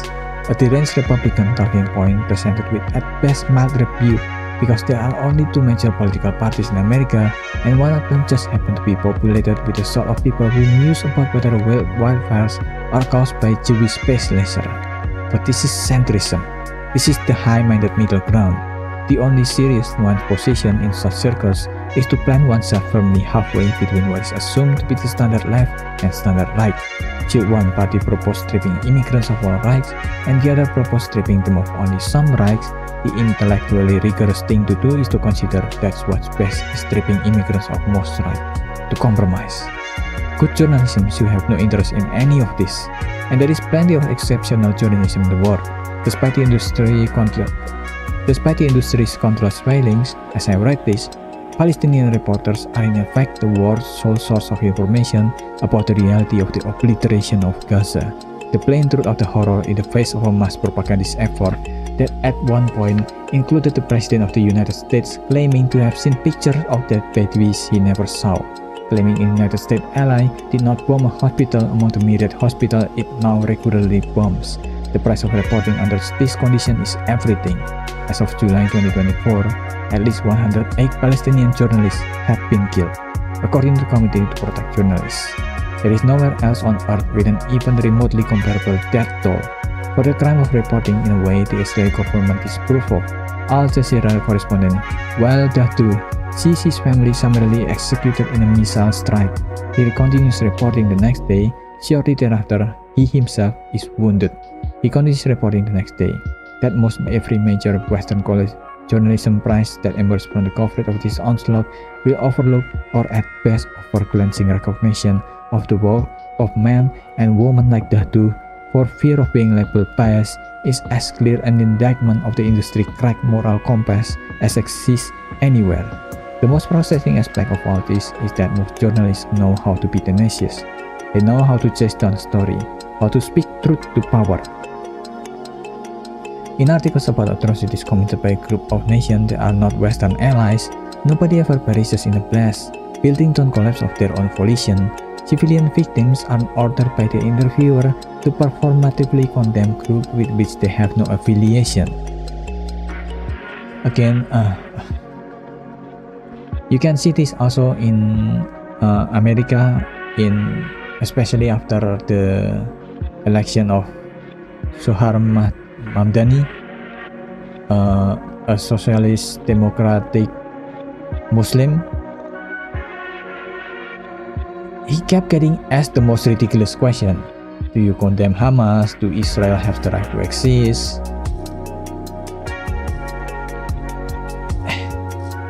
Meanwhile, the Israelis are doing a genocide.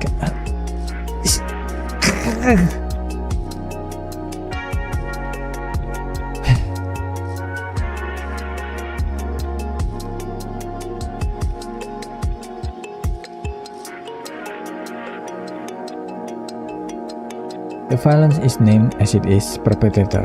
Why this sudden clarity becomes utter fog when the subject is an Arab child torn to shreds by shrapnel, or a black motorist shot dead in a traffic stop, or an indigenous activist beaten at a pipeline protest is a function of preemptive deference to power. Yeah, the indigenous activist thing. In a lot of parts of America, again, because their country is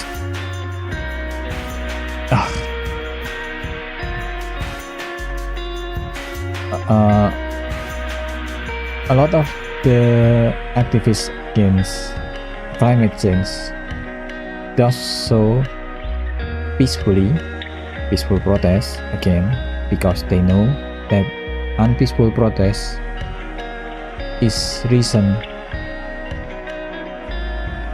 basically a gift to the ruling power to escalate the situation.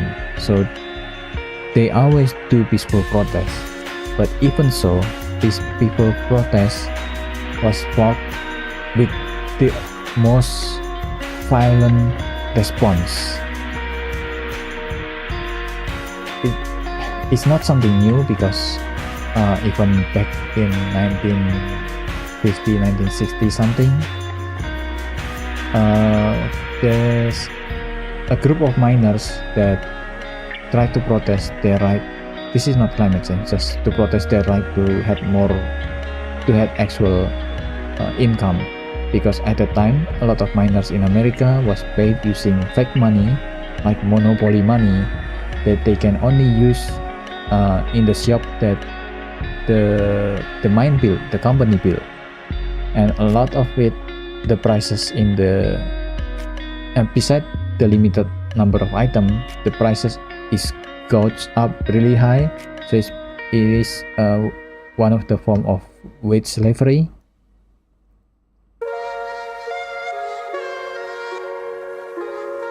So they protested, rightfully so.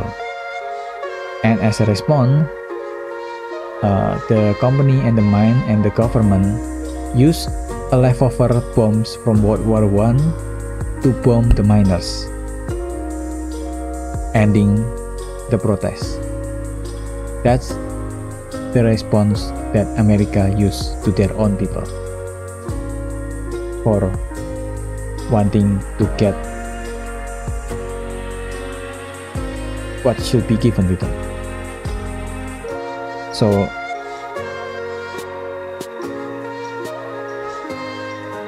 if that is what they did to their own people,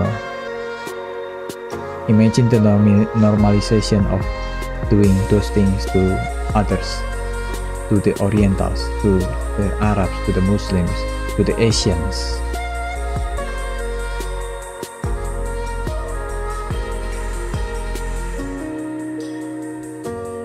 I'm glad at least a lot more people are more aware of it. So there's that.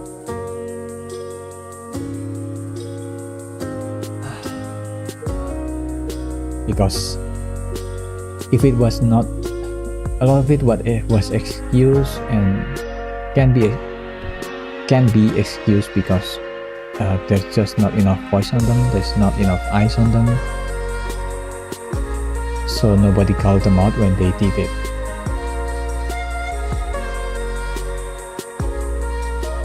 And nobody punished them when they did it, because nobody saw it.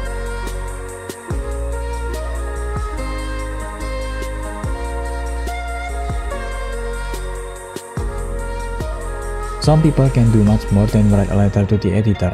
Some have the ability to pull advertising to limit access.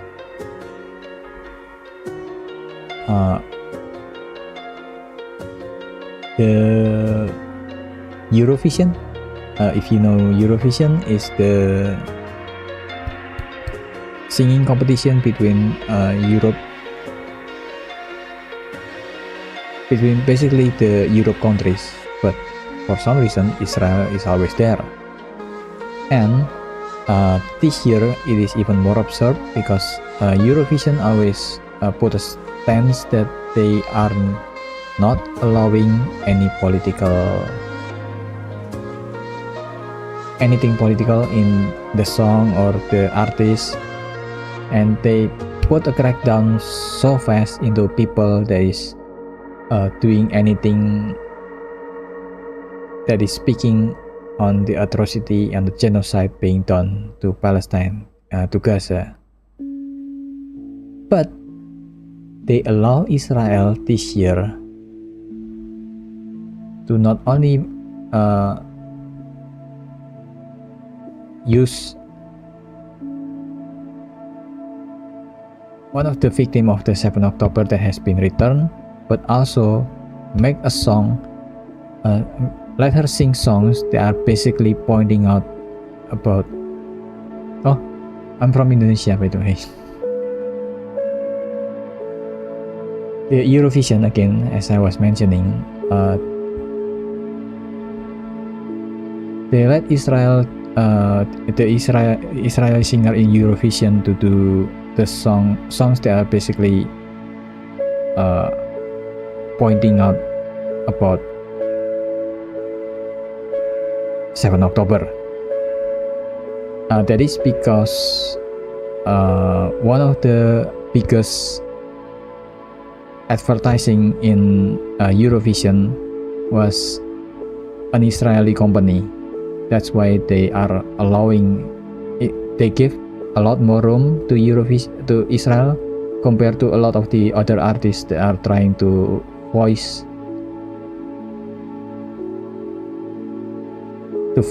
give voice to Palestine, basically.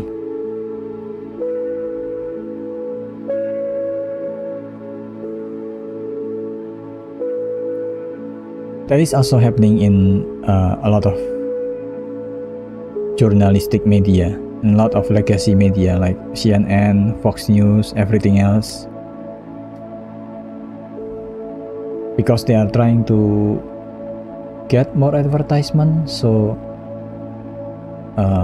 some news they are not going to cover, or they are going to cover, but in a way that is unjust to what is actually happening. It does not represent the fact, the actual events.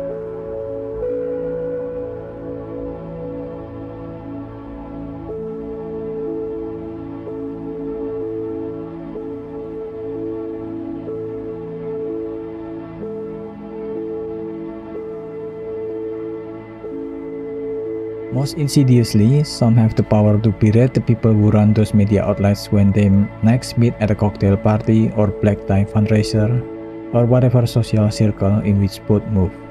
I'm sure it's not the case that every editor of every major publication in the West doesn't give a damn about all those inconvenient brown people who keep getting killed and maimed by the thousands. But to never see these people in daily life, to never converse with them outside the bounds of interrogation, to never have reason to consider them human in any social sense. These things bleed into the story or the absence of story. The afflicted doesn't need comforting. They need what the comfortable have always had. On a day in late December 2023, as the killing in Gaza nears its third month, US Secretary of State Antony Blinken posted a short missive on social media lamenting what a deadly year it has been for journalists around the world and noting how sad it is that reporters can be killed for simply doing their jobs. It is of course babbling, utterly meaningless and of a particularly immoral quality given the US government's unwavering support of Israel, the nation responsible for killing more of those journalists than any other. Blinken noticed, know that a significant part of his job involves parroting ethical stances in the abstract that his own administration actively undermines in reality. Understand this is just how things are, ethical double-jointedness being a necessary requirement for the daily debasement of modern political life. And yet, I still wonder how someone can maintain this particular facade and sleep at night. The journalists who bring the reality of the world to light are daily slaughtered. Meanwhile, an embarrassing number of their Western colleagues, who for the most part fear no such outcome but accept it as a sad lot of those distant others, travel within the protective cocoon of people like the very concerned secretary and measure his vacuous declaration of solidarity with their craft as just another part of the horse race, just another part of the game.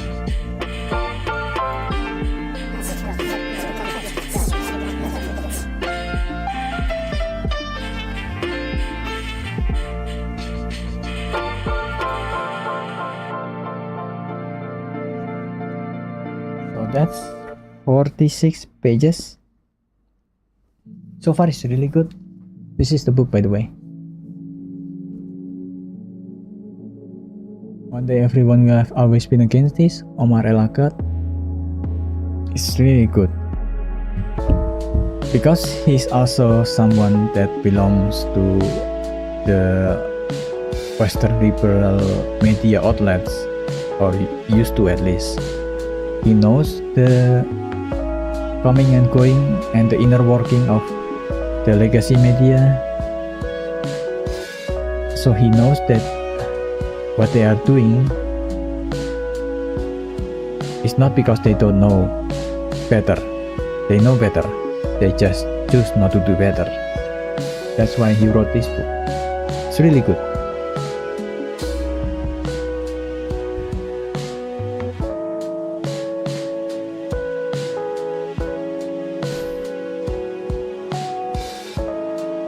Okay, let's reply to a few more letters, maybe 3 more letters, and then I'll end the stream. I don't have Kind Words 2. Kind Words 2 is the sequel of this game. I don't know if I need it because I mostly just use it for reading books. As an excuse to read book at least. I've written 3 novels. They're all first draft. Going back editing feels overwhelming.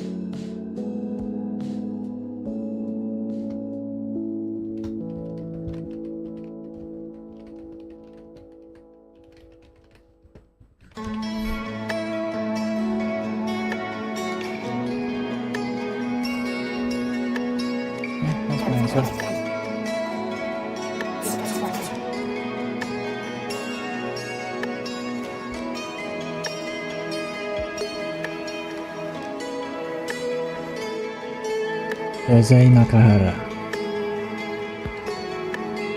Is that your name or a reference to Dazai Osamu? Or you just thought it's cool as a name?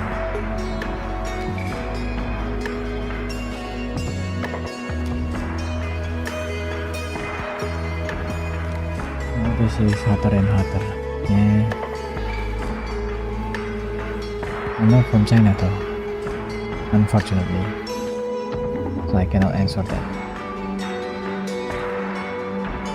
I lost my best friend, current baby was someone closer than me, and here I am alone.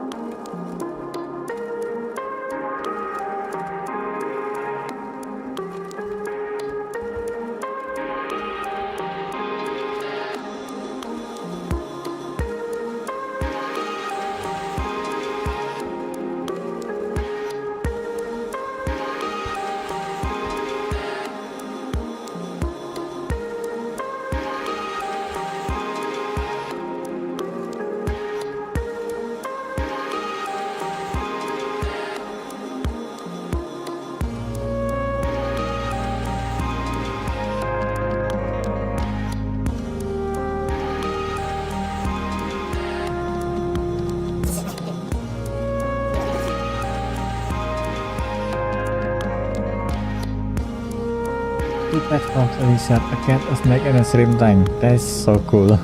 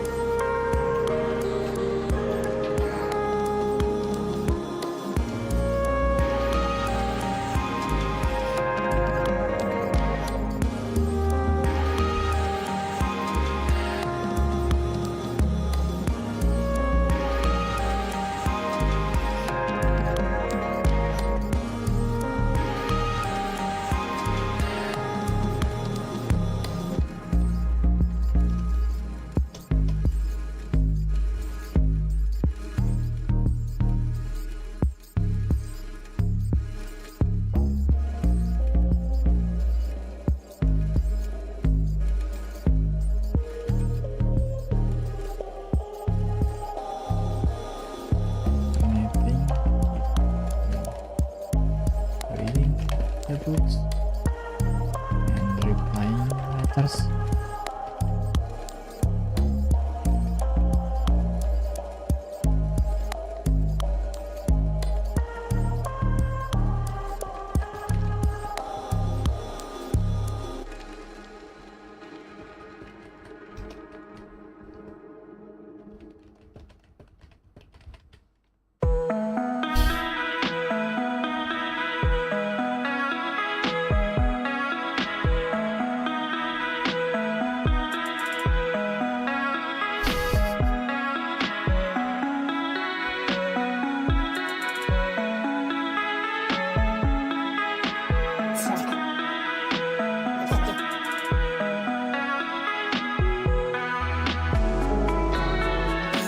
Silver strongly want to do bad things.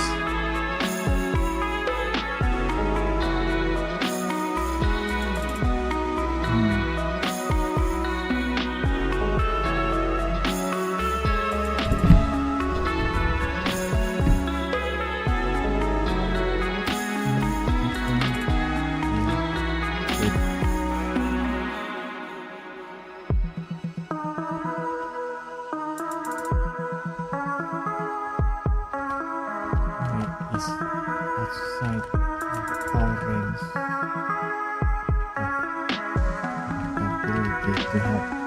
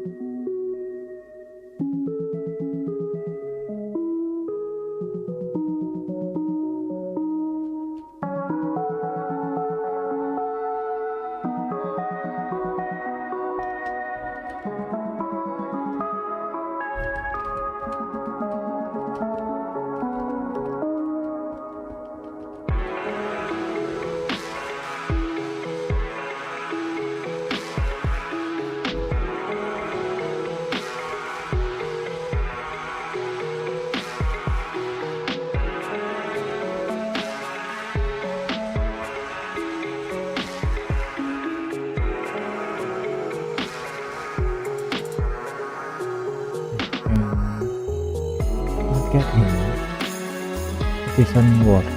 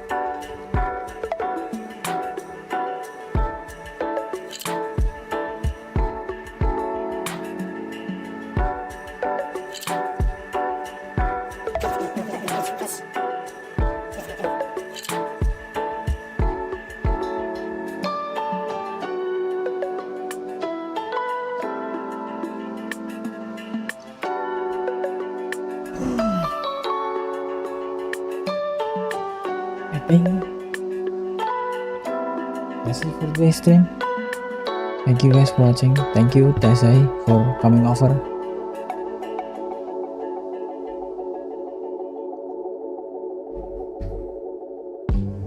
This is not sponsored, by the way. I just like reading books, I just like playing games, and that's it.